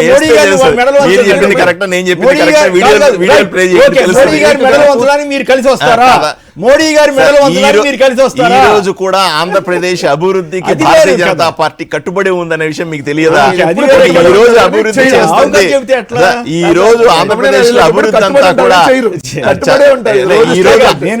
నేను ఎప్పుడు చెబుతాను, బీజేపీ వాళ్ళు అసలు ఏం చేయలేదంటే కూడా నేను ఒప్పుకోను. వాళ్ళు చేయాల్సి కొన్ని చేశారు, ఇంకా కొన్ని చేయలేదని చెప్పండి, నాకు అభ్యంతరం లేదు. నేను పార్టీలకు అతీతంగానే చెబుతున్నాను. కొన్ని సెంట్రల్ ఆర్గనైజేషన్స్ కానీ, మొన్న పాల సముద్రంలో ఓపెన్ చేసింది కానీ, అవన్నీ మంచివే. నేను అసలు ఏమీ జరగలేదని రాజకీయ నాయకులుగా మీరు మాట్లాడుకోండి, నాకు అభ్యంతరం. కాంగ్రెస్ ఏం చేయలేదని మీరు, వైసీపీ ఏం చేయలేదని వాళ్ళు, తెలుగుదేశం ఏం చేయలేదని బీజేపీ, ఇవన్నీ కాదు. కానీ అయినప్పటికీ కూడా ప్రత్యేక హోదా విషయంలో బీజేపీ ఆంధ్రప్రదేశ్ మోసం చేసింది అన్నది వాస్తవం.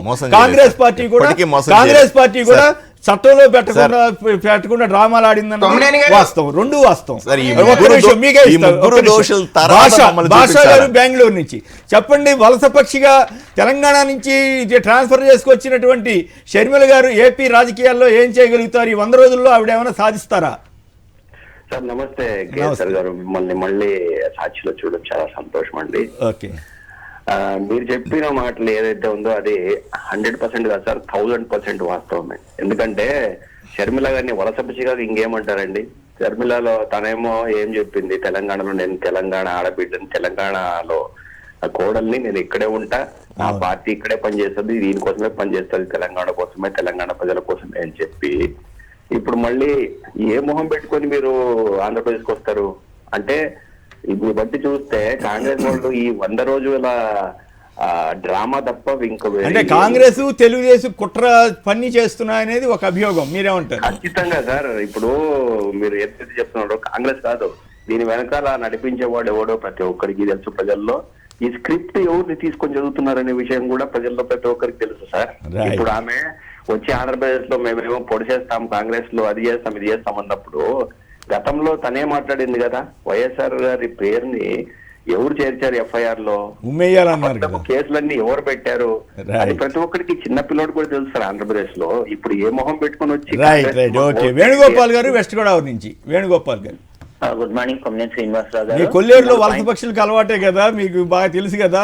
నేను చెప్పిన దాంతో ఏకీపిస్తారా వ్యతిరేకిస్తారా? ఆవిడ తెలంగాణ నుంచి పెద్ద పెద్ద కేంద్ర మంత్రులు చేసి మూడేసి సార్లు రాజ్యసభ ఎంపీలు చేసిన వాళ్ళందరినీ కాదని తెలంగాణ అధ్యక్షురాలను తీసుకొచ్చి ఏపీలో పెట్టుకోవాల్సిన పరిస్థితి కాంగ్రెస్కి ఎందుకు వచ్చింది? తెలుగుదేశం కాంగ్రెస్ కలిసి మరోసారి కుట్ర చేస్తున్నాయా? అవును సార్, కరెక్ట్. 3 పాయింట్లు కరెక్ట్ గా చెప్తున్నాను సార్. రాజకీయ వారసులు రాజశేఖర రెడ్డి గారికి జగన్మోహన్ రెడ్డి గారి 100% డౌటే లేదు. షర్మిలమ్మ రాజశేఖర రెడ్డి గారి బిడ్డ, అంతేగాని రాజకీయ వారసురాలు కాదు. సెకండ్ పాయింట్, తుమ్మ చెట్టుకి చింతకాయలు గాయం. అలాగే ఈనాడు ఆంధ్రజ్యోతి వాళ్ళు అభివృద్ధిని చూపించి ఉన్నది ఉన్నట్టుగా రాస్తారని ఎక్స్పెక్ట్ చేయటం మన భ్రమ. మూడొక పాయింట్ ఇంకొకటి చెప్తున్నాను, బీజేపీ నాయకులు అందరూ ఎవ్వరు తెలుగుదేశం పార్టీని విమర్శించారు. ఎందుకంటే చెప్తున్నాను చూడండి, రేపు ఎప్పుడైనా పొరపాటున పొత్తు కలిగి వాళ్ళిద్దరికి సీట్లు ఇవ్వాల్సిన పరిస్థితి వస్తే ఈ విమర్శించిన వాళ్ళందరి పేర్లు లోకేష్ రెడ్ బుక్ లో రాసుకుని వాళ్ళ సీట్లు ఇవ్వకుండా చేస్తాడు. ఎందుకంటే ఇప్పుడు జనసేన, మీకు ఇంకొక ఇంపార్టెంట్ వాలిడ్ పాయింట్ చెప్తున్నా సార్. మీకు ఇప్పుడు జనసేన పార్టీలోకి వెళ్దాం అనుకున్న, తెలుగుదేశం పార్టీలోకి వద్దాం అనుకున్న లీడర్ని ఏం చేస్తున్నాడు, ఇక్కడికి రాకు నువ్వు, అక్కడికి వెళ్ళు, ఎందుకంటే ఇక్కడికి వచ్చావు అనుకో నువ్వు, ఎందుకంటే ఇక్కడ సీట్ మేము ఇవ్వలేము, మా పార్టీ వాళ్ళు గొడవ చేస్తారు, నువ్వు జనసేనకి వెళ్ళు, మాకు అవసరం ఉన్నప్పుడు సీట్ కూడా నీకు మేమే ఇస్తాము. ఎందుకంటే తెలుగుదేశంలో వీళ్ళే ఉంటారు, గెలిచిన 5-6 సీట్లు జనసేన గెలిచినా కానీ 5-6లో కూడా వీళ్ళు పెట్టిన డమ్మీలే ఉండాలి అనేది వీళ్ళందరికీ స్కెచ్ సార్. బీజేపీ నాయకులు మీరు చూడండి, గుర్తు పెట్టుకుంటే 98% తెలుగుదేశం వలస పక్షులే ఉన్నారు. మీరు గుర్తు పెట్టుకోండి, తెలుగుదేశాన్ని మీరు విమర్శించారు చూడండి వాళ్ళు, ఎందుకంటే వాళ్ళందరూ అక్కడి నుంచి వచ్చిన వాళ్ళే. రేపటి రోజు పొరపాటున కర్మగాలి పొత్తుకొచ్చింది అనుకోండి, నన్ను ఆ రోజు పలానా పార్థసారథి గారు లేకపోతే ఆంజనేయ రెడ్డి గారు మమ్మల్ని విమర్శించారు, వాళ్ళ సీట్ ఇవ్వద్దంటారు లోకేష్ బాబు. అందు గురించి వీళ్ళు ఎవరు రామకృష్ణ గారు మాట్లాడండి సార్. ఇప్పుడు పార్థసారథి గారు మాట్లాడతా మీరు కూడా అదే మాట్లాడారు. అంటే కేబినెట్ నిర్ణయం చేసి ప్లానింగ్ కమిషన్ దగ్గరికి పంపించిన స్పెషల్ కేటగిరీ స్టేటస్, అమరావతి శంకుస్థాపనకు వచ్చినప్పుడు మోడీ గారు మాట్లాడింది ఏంటి, లెటర్ అండ్ స్పిరిట్ పార్లమెంట్ లో జరిగిందని నేను అమలు చేస్తానని మదం మాట్లాడిన తర్వాత లెటర్ అండ్ స్పిరిట్ అనే దానికి నాకు తెలిసి ప్యానల్ లో ఉన్న మన నలుగురికి అయితే అర్థం తెలుసు అనుకుంటా.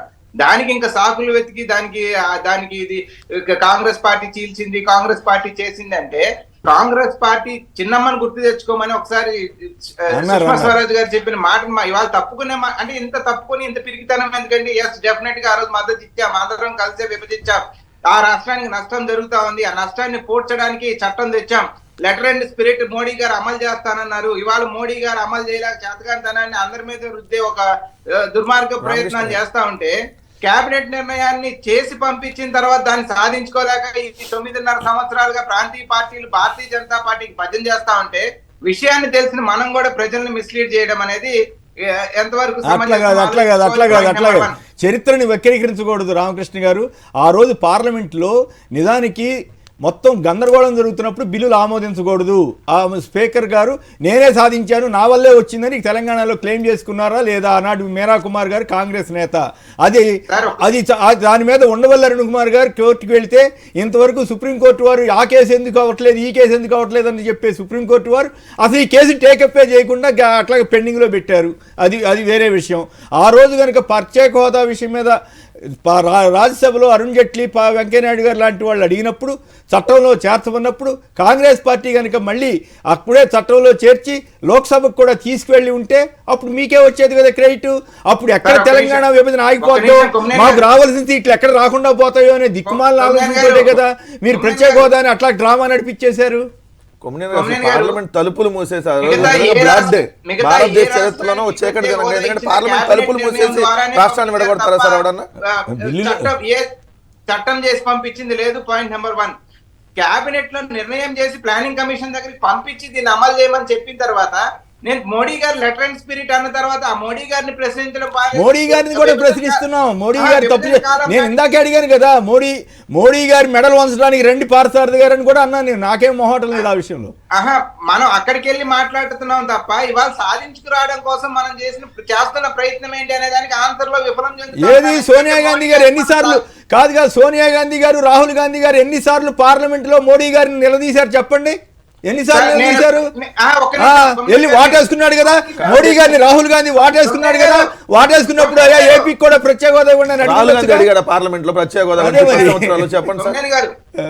నేను మీకు పూర్తి వివరాలతో వీడియో క్లిప్స్ చేసి పంపిస్తా. దయచేసి రేపు డిబేట్ లో ప్రదర్శించండి. ఏది మన్మోహన్ సింగ్ గారు మాట్లాడింది, సోనియా గాంధీ గారు మాట్లాడింది, ఒక్కసారి మాట్లాడితే సరిపోద్దా? ఒక్కసారి మాట్లాడితే సరిపోద్దా? మరి కాదు, ఒక్కసారి మాట్లాడితే సాధించేసినట్లేనా? రామకృష్ణ గారు సార్ రాష్ట్రంలో ఉన్న ప్రాంతీయ పార్టీలు అది మాకు అవసరం లేదని పక్కకి గాలి కొదిలి రామకృష్ణ గారు ఒక్క నిమిషం ఎంతగా పోరాడగలుగుతాం? రామకృష్ణ గారు రెండు కలిసి పోరాడతాం. రామకృష్ణ గారు పక్క రాష్ట్రంలో ఉన్న పక్క రాష్ట్రంలో ఉన్న నాయకురాలను తీసుకొచ్చి మీ హెడ్ గా పెట్టుకున్నారు. పక్క రాష్ట్రానికి సంబంధించిన విషయాలు సోనియా గాంధీ మాట్లాడరు. రామకృష్ణ గారు అసలు మీకు ఈ రోజు ప్రత్యేక హోదా అనేది మీ నోట్లో నుంచి వచ్చినా, లేదంటే మీరు కొత్తగా వలస పంపించబడ్డటువంటి షర్మిల గారి నోటి నుంచి వచ్చినా, అది లైవ్ లో ఉందంటే జగన్మోహన్ రెడ్డి గారి కారణం కదా. ప్రత్యేక హోదా ముగిసిపోయిన అధ్యాయం. ప్రత్యేక హోదా అనేది ఏదైనా సంజీవన, ప్రత్యేక హోదా నోరెత్తే జైలుకు పంపిస్తా అన్న చంద్రబాబు నాయుడు నుంచి మళ్ళీ అదే చంద్రబాబు నాయుడు యూటర్న్ తీసుకొని ప్రత్యేక హోదా అంటే రామకృష్ణ గారు ఒక్క మాట, ఆవిడ క్రైస్తవ మతానికి జగన్ గారు వ్యతిరేకని ఇట్లాంటి మాటలు మాట్లాడటం పద్ధతేనా?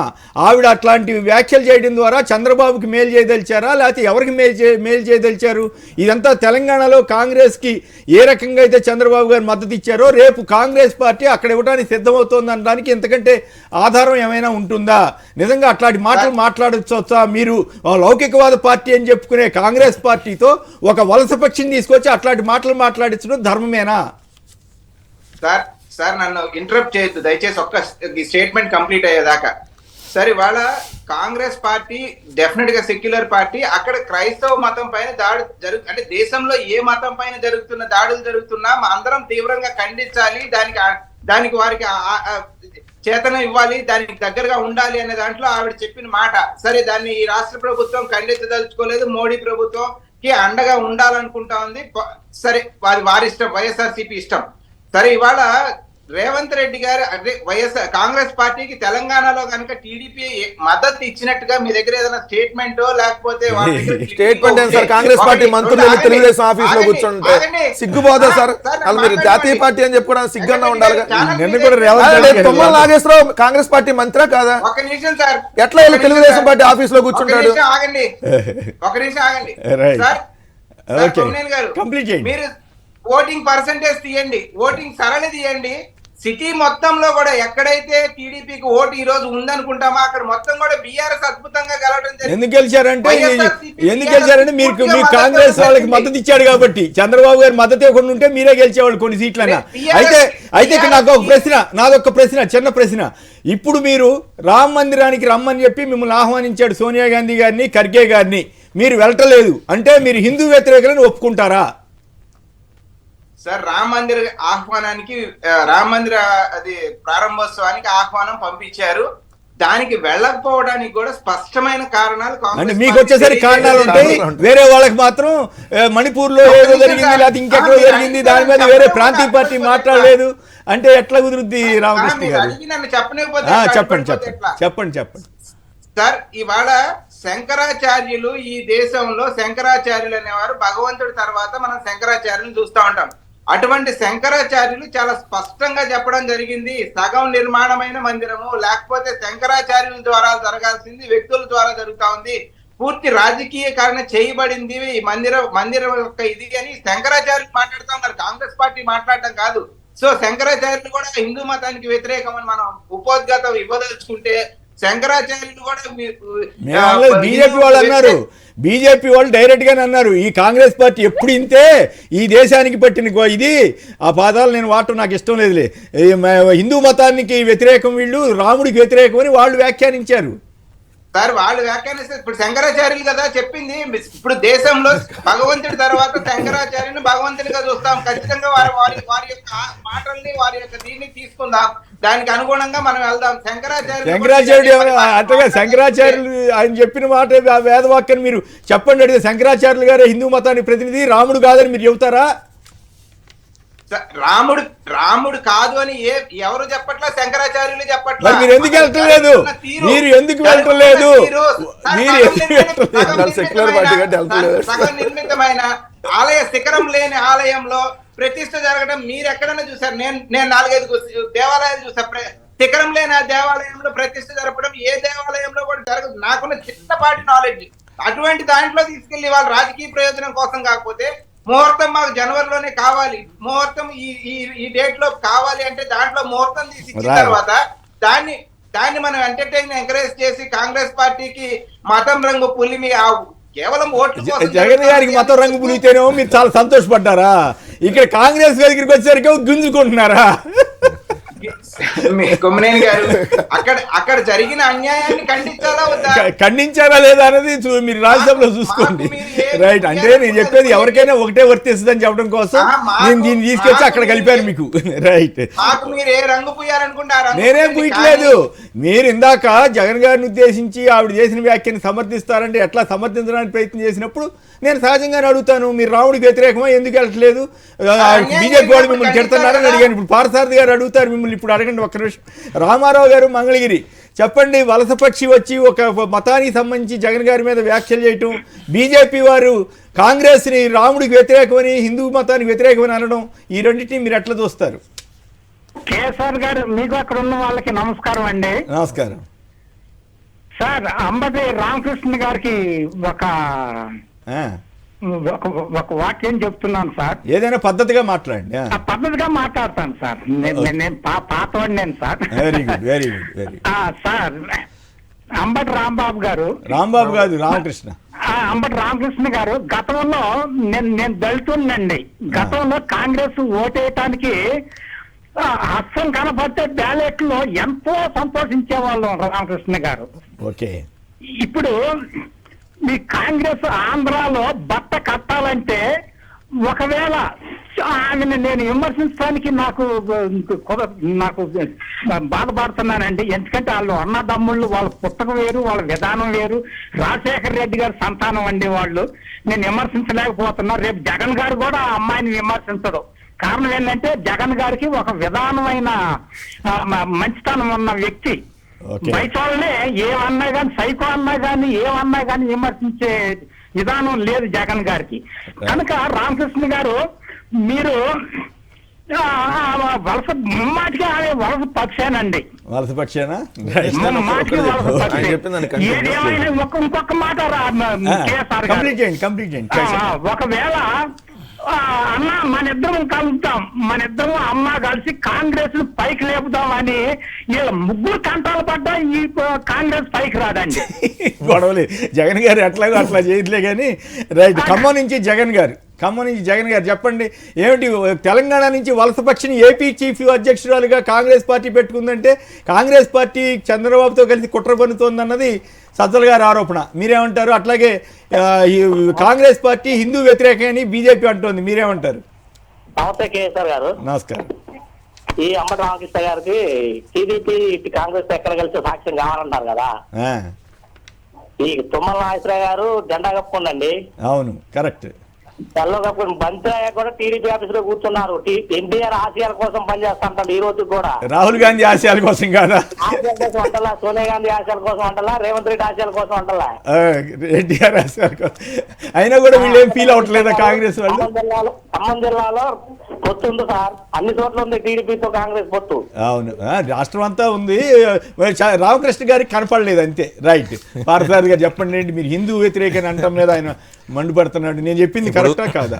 ఇప్పుడు షర్మిల గారు ఆంధ్రప్రదేశ్కి వచ్చి బాధ్యతలు తీసుకున్న మొట్టమొదటి పత్రికల సమావేశంలోనే ఆవిడ మత రాజకీయాలను ప్రోత్సహించడం మనం కళ్ళారా చూసాం. ఆమె మాట్లాడిన మొదటి మాట ఏమిటి? జగన్మోహన్ రెడ్డి గారు క్రైస్తవు అయినప్పటికీ కూడా క్రైస్తవుల మీద జరుగుతున్న దాడులను ఖండించలేదు. అక్కడ చర్చిల మీద దాడులు జరుగుతూ ఉన్నాయి, ఎవరు పట్టించుకోలేదు, మీరెవరు మాట్లాడరా? వీళ్ళు ఏం చెప్పాలనుకుంటున్నారు? పోనీ అంతెందుకు, ఆంధ్రప్రదేశ్లో ఇన్ని దేవాలయాల మీద దాడులు జరిగినాయి కదా, ఆ మాట ఎందుకు మాట్లాడలేదు? మరి దేవాలయం మీద 144 దేవాలయం మీద రకరకాల దాడులు జరిగినాయి. దాని గురించి ఎందుకు మాట్లాడలేదు? ఇది సూటి ప్రశ్న. కావాలనే కాంగ్రెస్ పార్టీ లౌకికవాదం అనే పేరు పెట్టుకొని, సెక్యులర్లు మేమనే పేరు పెట్టుకొని మత రాజకీయాలు పక్కాగా ప్రతి రాష్ట్రంలో చేస్తుంది. నిజమా కాదా? భారతీయ జనతా పార్టీకి ఏ రోజు కూడా వీళ్ళు హిందువులని కానీ, క్రిస్టియన్లు కానీ, ముస్లిమ్స్ కానీ అనే భేదమే లేదు. అందరూ బాగుండాలని, అందరికీ సంక్షేమం జరగాలని, అందరూ అభివృద్ధి చెందాలని కోరుకునే పార్టీ భారతీయ జనతా పార్టీ. ఇదే సందర్భంలో కాంగ్రెస్ పార్టీ ఈరోజు మీరే చెప్తా ఉన్నారు, ఏమంటే దేశమంతా కూడా రామ మందిర నిర్మాణాన్ని ఆశిస్తూ ఉంటే రాముడి ఈరోజు మీరేదో శిల ఏంటది పైన ధ్వజస్తంభం ఏదో శిఖరం లేదు అందుకని వెళ్ళట్లేదు అంటున్నాడు ఆయన. అయ్యా, ఇప్పుడు దేశంలో ఉన్నటువంటి వేలాది లక్షలాది మంది సాధువులందరూ కూడా ఆహ్వానించి బ్రహ్మాండమైన ముహూర్తాన్ని ఈరోజు 12:20 పెడితే కూడా బాగా కలిసి డెఫినెట్గా ఇప్పుడు దయచేసి ఇప్పుడు మతాన్ని రాజకీయాలతో ముట్టి చూసేది కాంగ్రెస్ పార్టీ, మిగతా పార్టీ. ఇంకో మాట, భారతీయ జనతా పార్టీ దేశంలో ఏ ప్రధానమంత్రి కూడా ఒక ఆలయ ప్రాణ ప్రతిష్ఠ నేపథ్యంలో దేశంలో ఉన్న గుళ్ళన్ని తిరగడం మాత్రం మోడీ గారు ఒక్కడే చేశారు. అంటే ఏమిటి దాని అర్థం? అట్లా చేయటం వ్యక్తిగతంగా మతం ఏదైనా ఉండొచ్చు, నాకేం అభ్యంతరం లేదు. కానీ ఈ రకంగా దేశవ్యాప్తంగా ఉన్న గుళ్ళన్నీ తిరుగుతా ఒక ప్రైమ్ మినిస్టర్ తిరుగుతున్నా అంటే ఏమిటి? దీని అర్థం ఏమిటి? దీన్ని ప్రజల్ని ప్రభావితం చేయడం కాదా, ఓట్ల కోసం కాదా? ప్రైమ్ మినిస్టర్ కూడా ఒక మనిషే. ప్రైమ్ మినిస్టర్ కూడా ఒక మతం ఉంది. ప్రైమ్ మినిస్టర్ గర్వంగా చెప్పుకుంటాడు, భారతీయ జనతా పార్టీలో మేమంతా కూడా, నేను కూడా గర్వంగా చెప్పుకుంటాను, హిందువుగా పుట్టినందుకు గర్విస్తాను, హిందువుగానే జీవిస్తాను, హిందువుగా మరణిస్తామని ఆలోచన. కోసమే వెళ్తున్నాడు మోడీ గారని విమర్శకి ఆస్కారం లేదా? మేము గుడికి వెళ్తే మేము గుళ్ళకి వెళ్తే ఓట్లకి వెళ్తున్నట్టుగా, మీరు మసీదుల చుట్టూ మూగు నిలబడి భిక్షగాళ్ళగా నిలబడితే మీరు ఓట్ల కోసం కాదు. ఈ రోజు క్రిస్టియన్ల గురించి అనవసరంగా 2 జాతుల మధ్య మణిపూర్లో జరిగినటువంటి అల్లర్లను తీసుకొని వచ్చి ఈ రోజు మతాల మీద జరుగుతున్న దాడులుగా సృష్టించి మాట్లాడితే వీళ్ళు రాజకీయం చేయలేదు. ఎవరు రాజకీయాలు చేస్తారు? దుర్మార్గమైన మత రాజకీయాలు చేసేటువంటి కాంగ్రెస్ కానీ ఇతర ప్రాంతీయ పార్టీల గురించి మీరు మాట్లాడాలి. మేము ఏ రోజు కూడా మతాన్ని మా మతాన్ని మేము ఆచరిస్తాం, మేము గుడికి వెళ్తాం, మేము గుడి కట్టుకుంటాం, మా రాముడిని గొప్పగా చెప్పుకుంటాం. మీ పార్ట్నర్ చంద్రబాబు నాయుడు అన్నాడు. చెప్తున్నా కదా సార్, ఇప్పుడు నోటికొచ్చినట్టుగా ఏదో విధంగా ప్రజల మధ్యలో చిచ్చు పెట్టే ప్రయత్నం చేసే పార్టీలు ఆ విధంగా మాట్లాడడం సరైన పద్ధతి కానే కాదు. అన్నాడు, మర్చిపోయారు పాప, కాదు వాళ్ళు మర్చిపోయారులే కానీ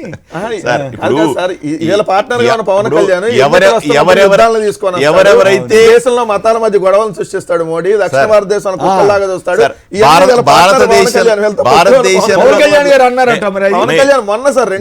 భారతదేశంలో ఎవరెవరైతే హిందూ మతం గురించి ఇలా మాట్లాడినారో, నరేంద్ర మోదీ గురించి, భారతీయ జనతా పార్టీ గురించి ఎవరెవరు అవాకులు చవాకులు పేలారు, అందరూ ఈరోజు అనుభవిస్తున్నారా లేదా? భారతదేశ ప్రజలు అలా ఉండరండి. ప్రజలు ఆలోచన చేసుకోగలుగుతారు. అవి వీళ్ళు కాదు, వాళ్ళు కాదు, ఎవరు మాట్లాడినా కూడా తగిన మూల్యం చెల్లించుకునే 100కు 100% కాంగ్రెస్ అనేది హిందూ వ్యతిరేక పార్టీ, మత రాజకీయాలు చేసే పార్టీ, ప్రజల మధ్య మతాలను రెచ్చగొట్టి ఏదో విధంగా తన పగ్గం గడుపుకోవాలని చూసే పార్టీ ఏదైనా ఉందంటే అటు కాంగ్రెస్ పార్టీ, ప్రాంతీయ పార్టీలు. సరే, ఒకటి షర్మిల గారి గురించి ఒక మాట. ఎందుకంటే అసలు ఈరోజు ఆంధ్రప్రదేశ్ రాష్ట్రంలో ఓటు హక్కు లేదు, ఇప్పటికీ లేదు. మొన్న నవంబర్ 30 జరిగిన తెలంగాణ ఎన్నికల్లో తెలంగాణలో ఓటు తప్పే లేదు, వలస పంపించబడిన పక్షి. ఎందుకంటే ఆ మాట నేను చూడటం కాదు, ఆంధ్రజ్యోతి రాధాకృష్ణకి రేవంత్ రెడ్డి ఇంటర్వ్యూ ఒకసారి మీరు చూస్తే దాంట్లో రేవంత్ రెడ్డిని అతను అంటాడు, ప్లాన్డ్ గానే షర్మిల గారిని అక్కడ మీరు తరివేశారు కదా, అక్కడ ప్లాన్డ్ గానే మీరు పంపించారు కదా అని చెప్పి. ఈవెన్ వాళ్ళందరి మధ్య డిస్కషన్లో కూడా అంటే రేవంత్ రెడ్డి వీళ్ళందరూ అనుకొని, చంద్రబాబు నాయుడు వీళ్ళందరూ అనుకొని పథకం ప్రకారం తెలంగాణలో పార్టీ పెట్టించి మళ్ళీ తెలంగాణ నుంచి ఏదైతే అక్కడ పోటీ చేయకుండా ఉండించి మళ్ళీ కాంగ్రెస్ పార్టీలో జాయిన్ చేసి ఆంధ్రాకు పంపించామని చెప్పి వాళ్ళే మాట్లాడుకున్నది. అంటే వాళ్ళే ఓపెన్ హార్ట్ డిస్కషన్లోనే ఆబ్వియస్లీ వాళ్ళు డిస్కషన్. రెండోది ఏంటంటే అసలు ఆంధ్రాలో ఓటు హక్కు లేని వాళ్ళందరూ ఆంధ్రప్రదేశ్లో రాజకీయాలు చేస్తున్నారు. ఎవరు? పార్టీ ప్రెసిడెంట్ ఈరోజు షర్మిల. అదేవిధంగా చూస్తే రామోజీరావుకి ఆంధ్రాలో ఓటు హక్కు లేదు, రాధాకృష్ణకి ఆంధ్రాలో ఓటు హక్కు లేదు, టీవీ5 నాయుడుకి ఆంధ్రాలో ఓటు హక్కు లేదు. వీళ్ళందరూ ఈరోజు ఆంధ్రప్రదేశ్ రాష్ట్రం మీద రోజు బుర్ర జల్లుతూ కథనాలు, ఆంధ్రప్రదేశ్ అడుక్కుతుందని చెప్పి రోజు విష ప్రచారాలు రాయటం అలగటమండి. 2, ఆంధ్రప్రదేశ్లో నివాసం ఉన్నటువంటి చంద్రబాబు నాయుడు, ఆంధ్రప్రదేశ్లో నివాసం ఉన్నటువంటి పవన్ కళ్యాణ్, ఏదైతే అప్పుడప్పుడు మీరు అన్నట్టుగా అయ్యేం వలస పక్షులాగా వస్తాయి కొల్లేరు సరస్సుకి, వీళ్ళేం వలస పంపించబడతా ఉంటారు. ఇవాళ ఇల్లంటే వాళ్ళు వస్తారు, లేదు 4 రోజులు ఆగి ఇల్లంటే 4 రోజులు ఆగి నాకు వస్తారు. వీళ్ళందరూ ఈరోజు ఆంధ్రప్రదేశ్లో రాజకీయాలు చేస్తున్నటువంటి పరిస్థితి. సో ప్రజలు కూడా గమనించమని చెప్తాం. రైట్. సంధాని గారు కందుకూరు నుంచి. సంధాని గారు నమస్కారం, మాట్లాడారు. నమస్తే సార్, అక్కడ ఉన్న పెద్దలందరూ నమస్తే సార్. చెప్పండి, ఇంతకీ షర్మిల గారు వలసపక్ష కాదా? షర్మిల గారు చంద్రబాబు నాయుడు ఆడుతున్న నాటకంలో ఒక భాగమే సార్. అంతేనా?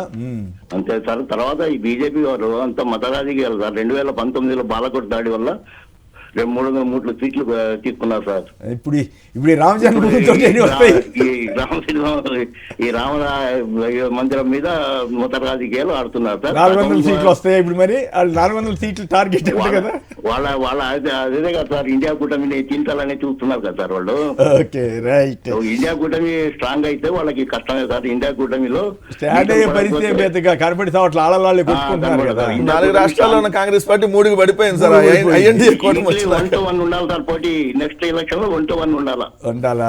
రైట్. శివరామరాజు గారు హైదరాబాద్ నుంచి. శివరామరాజు గారు చెప్పండి, ఎందుకు కాంగ్రెస్ పార్టీ వలస తెలంగాణ నుంచి వలస తీసుకెళ్లి పెట్టుకున్నారు?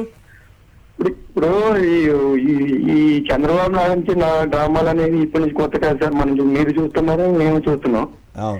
ఈ షర్మిల గారిని పక్క ఆమె వలస పక్షే. ఆమె మనకి తెలుగు ఆంధ్రప్రదేశ్ లో ఆమె చేసేది ఏమీ లేదు, చూసేది లేదు. కానీ ఈ రామకృష్ణ గారు కొంచెం పాపం ఆయనకి మన సీనియర్లు చాలా మంది ఏపీలో కాంగ్రెస్ నాయకులు పక్కన కూర్చున్నారని మన ఈయన రఘువీరారెడ్డి గారు. రఘువీరారెడ్డి పవన్ చేసి తర్వాత తప్పుకున్నాడు, అది వేరే విషయం. కేవీపీ రాజేంద్రరావుని ఎందుకు పెట్టుకోలేకపోయారు? మరి పల్లవరాజుని ఎందుకు పెట్టలేదు? చింతా మోహన్ ఎందుకు పెట్టలేదు? వీళ్ళెవ్వరూ లేరంటూ తెలంగాణలో పార్టీ పెట్టుకుని తెలంగాణలో ఓటు హక్కు పొంది తెలంగాణ బిడ్డని తెలంగాణలోనే ఉంటారని చెప్పిన ఆవిడ్ని వలస తీసుకొచ్చి వలస పక్షిగా ఈ 100 రోజుల కోసం ఎందుకు కాంగ్రెస్ పార్టీ ఈ ప్లాన్ చేసింది? చంద్రబాబు కుట్రలో భాగమా? అంటే చంద్రబాబు గారు ఇక్కడ తెలంగాణలో కాంగ్రెస్కి పరోక్షంగా మత్తిచ్చారు కాబట్టి, డీకే శివకుమార్ గారితో మంత్రాలు జరిపారు కాబట్టి ఇప్పుడు అక్కడ కాంగ్రెస్కి ఆవిడని తీసుకొచ్చి వలస తీసుకొచ్చి పెట్టారా అన్నది నా ప్రశ్న. 100% అంతే సార్. అంతేనా? రైట్. 100% మటుకు చంద్రబాబు నాయుడు గారు స్కెచ్ చేశారు ఇదంతా. రైట్. దాంట్లో పాప అనవసరంగా మా షర్మిల మేడం బలైపోతున్నారు తప్ప అక్కడ మిగిలేదు ఏం లేదు సార్. ఏం లేదా? రైట్. రామకృష్ణ గారు చెప్పండి, పార్థసారథి గారు చాలా గట్టిగా చెబుతున్నారు మీరు హిందూ వ్యతిరేకే అందుకే రాలేదని అంటున్నారు. సార్ డెఫినెట్ గా వారి ప్రోపగండా అదే ఉంటది. తద్వారా హిందూ ఓట్లు మెజారిటీ హిందూ ఓట్లు సాధించుకోవడం కోసమే భారతీయ జనతా పార్టీ చేస్తుందని నేనన్న మాట కాదు, శంకరాచార్యులు మాట అంటున్నా. శంకరాచార్యులు కూడా గౌరవించిన పార్థసారథి గారు కానీ భారతీయ జనతా పార్టీ కానీ ఇంకా హిందూ మతం గురించి క్లెయిమ్ చేసుకునే అధికారం అట్లా కాదు కదా. మీరు ఒక శంకరాచార్య గురించే చెబుతున్నారు, మరి చాలా మంది సాధువులు బోల్డ్ మంది వెళ్తున్నారు కదా, వాళ్ళంతా మోడీ గారిని పొగుడుతున్నారు కదా. సార్ సాధువులు వీళ్ళని పక్కన పెడితే సాధువులు ఇంకో శంకరాచార్యులు 3-4 ఉన్నారట కదా. నాకు కరెక్ట్ గా శంకరాచార్య గారి స్థాయి ఉన్నటువంటి వేల మంది సాధువులు అందరూ కలిసి ఈ పెట్టిన ముహూర్తంలో ఈ రోజు బాలరాముడి పట్టాభిషేకం జరుగుతా ఉంది. అక్కడ బాలరాముడిని అక్కడ ప్రతిష్ఠించబోతా ఉన్నారు. ఇవన్నీ వదిలిపెట్టి ఎక్కడో ఒక శంకరాచార్యుడు మాట్లాడినాడనే దాన్ని పట్టుకొని మేము శంకరాచార్య గారి వెనకాల ఉన్నాం, అసలు ఈ దేశంలో ఉన్న హిందువులందరినీ వ్యతిరేకిస్తామనడం కాంగ్రెస్ పార్టీకి మాత్రమే చెల్లింది. ఏమయ్యా, భారతదేశంలో ఉన్న హిందువులు రామాలయాన్ని కట్టుకుంటే మీ కళ్ళకు అసలు అంత కోపం ఎందుకు వస్తా ఉంది? ఎందుకు అంత అసూయపడతా ఉన్నారు? రామకృష్ణ గారు మాట్లాడండి. రామకృష్ణ గారికి అవకాశం. ఒక్క శంకరాచార్యులు కాదు, 4 శంకరాచార్యులు మెయిన్ ఆ సమాన హోదాలు తర్వాత పక్కన పెడితే మెయిన్ అయితే నలుగురు వ్యతిరేకిస్తున్న పరిస్థితి తర్వాత పక్కన పెడతారు.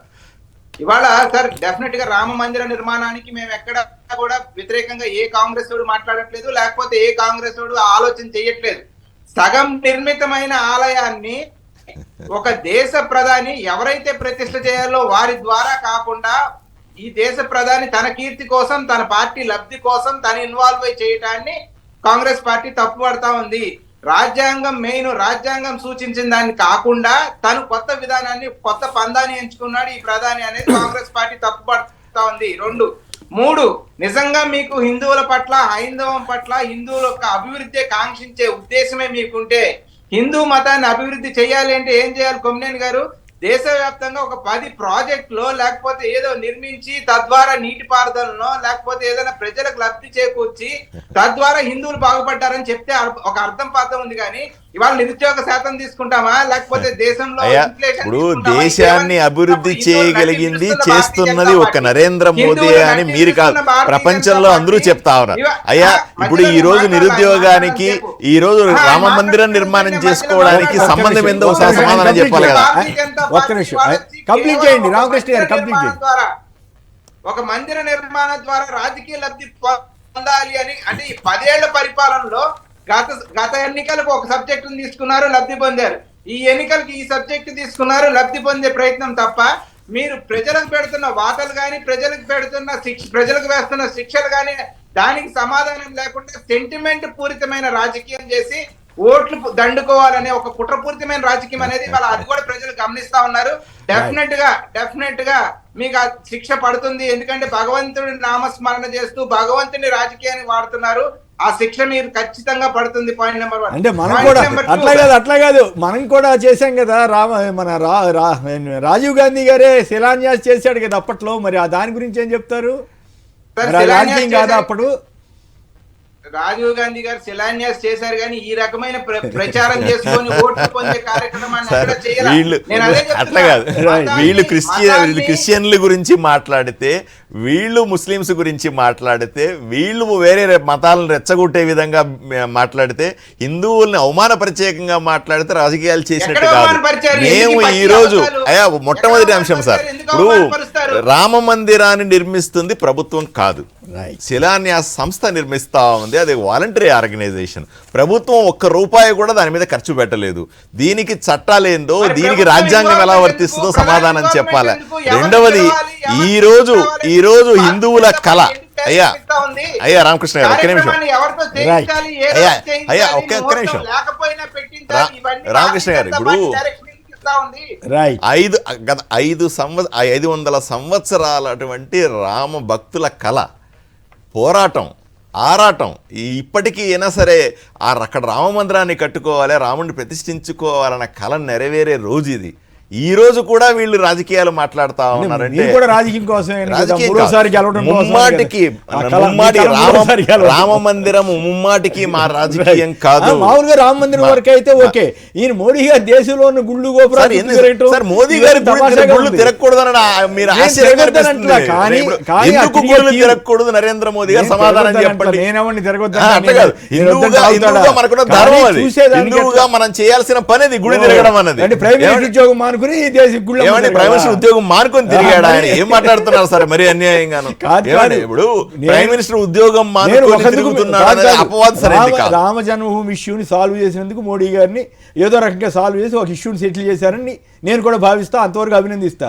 కానీ ఆ రామ జన్మభూమి పేరు మీద రాముడి ఆలయం పేరు మీద జరుగుతున్న కథ చూసారా, ఇది ఖచ్చితంగా రాజకీయం కోసం. హిందూ ధర్మంలో ప్రాణ ప్రతిష్ఠ చేసే సందర్భంలో చేయాల్సినటువంటి కొన్ని అంశాలు ఉంటాయి. వాటిని నరేంద్ర మోదీ గారు నిష్ఠతో చేస్తా ఉన్నారు. షర్మిల గారు ఎవరు ఓట్లు చీల్చే అవకాశం ఉంది? ఫైనల్ గా ఒక మాట చెప్తే. అసలు ఓట్లు ఉంటేనే కదా సార్ ఆ పార్టీకి ఎవరైనా చేయాల్సి. కాంగ్రెస్ పార్టీకి పోయినసారి 1.2% వచ్చింది, అంతకుముందు 2% వచ్చింది 2014లో. 0 అసెంబ్లీ 0 పార్లమెంటు. ఇప్పుడు ఏమొచ్చినా రేపొద్దున ఇంకో కిరణ్ కుమార్ రెడ్డి ఇంకోళ్ళని పెట్టినా ఇంకొకరు వచ్చినా కూడా 0నే ఉంటుంది. కిరణ్ కుమార్ రెడ్డి బీజేపీలో ఉన్నాడు కదా, ఏమో ఆయన పోయినాక ఆయన వస్తాడే మళ్ళీ అధ్యక్షులు. ఎవరు శాశ్వతం కాదు కదా కాంగ్రెస్. Right, okay. కారుమూరి వెంకటరెడ్డి గారు, డాక్టర్ పార్థసారథి గారు, అంబటి రామకృష్ణ యాదవ్ గారు పలువురు మాట్లాడారు. అందరికీ ధన్యవాదాలు. ఇది నేటి వార్తా విశ్లేషణ కార్యక్రమం. నమస్కారం.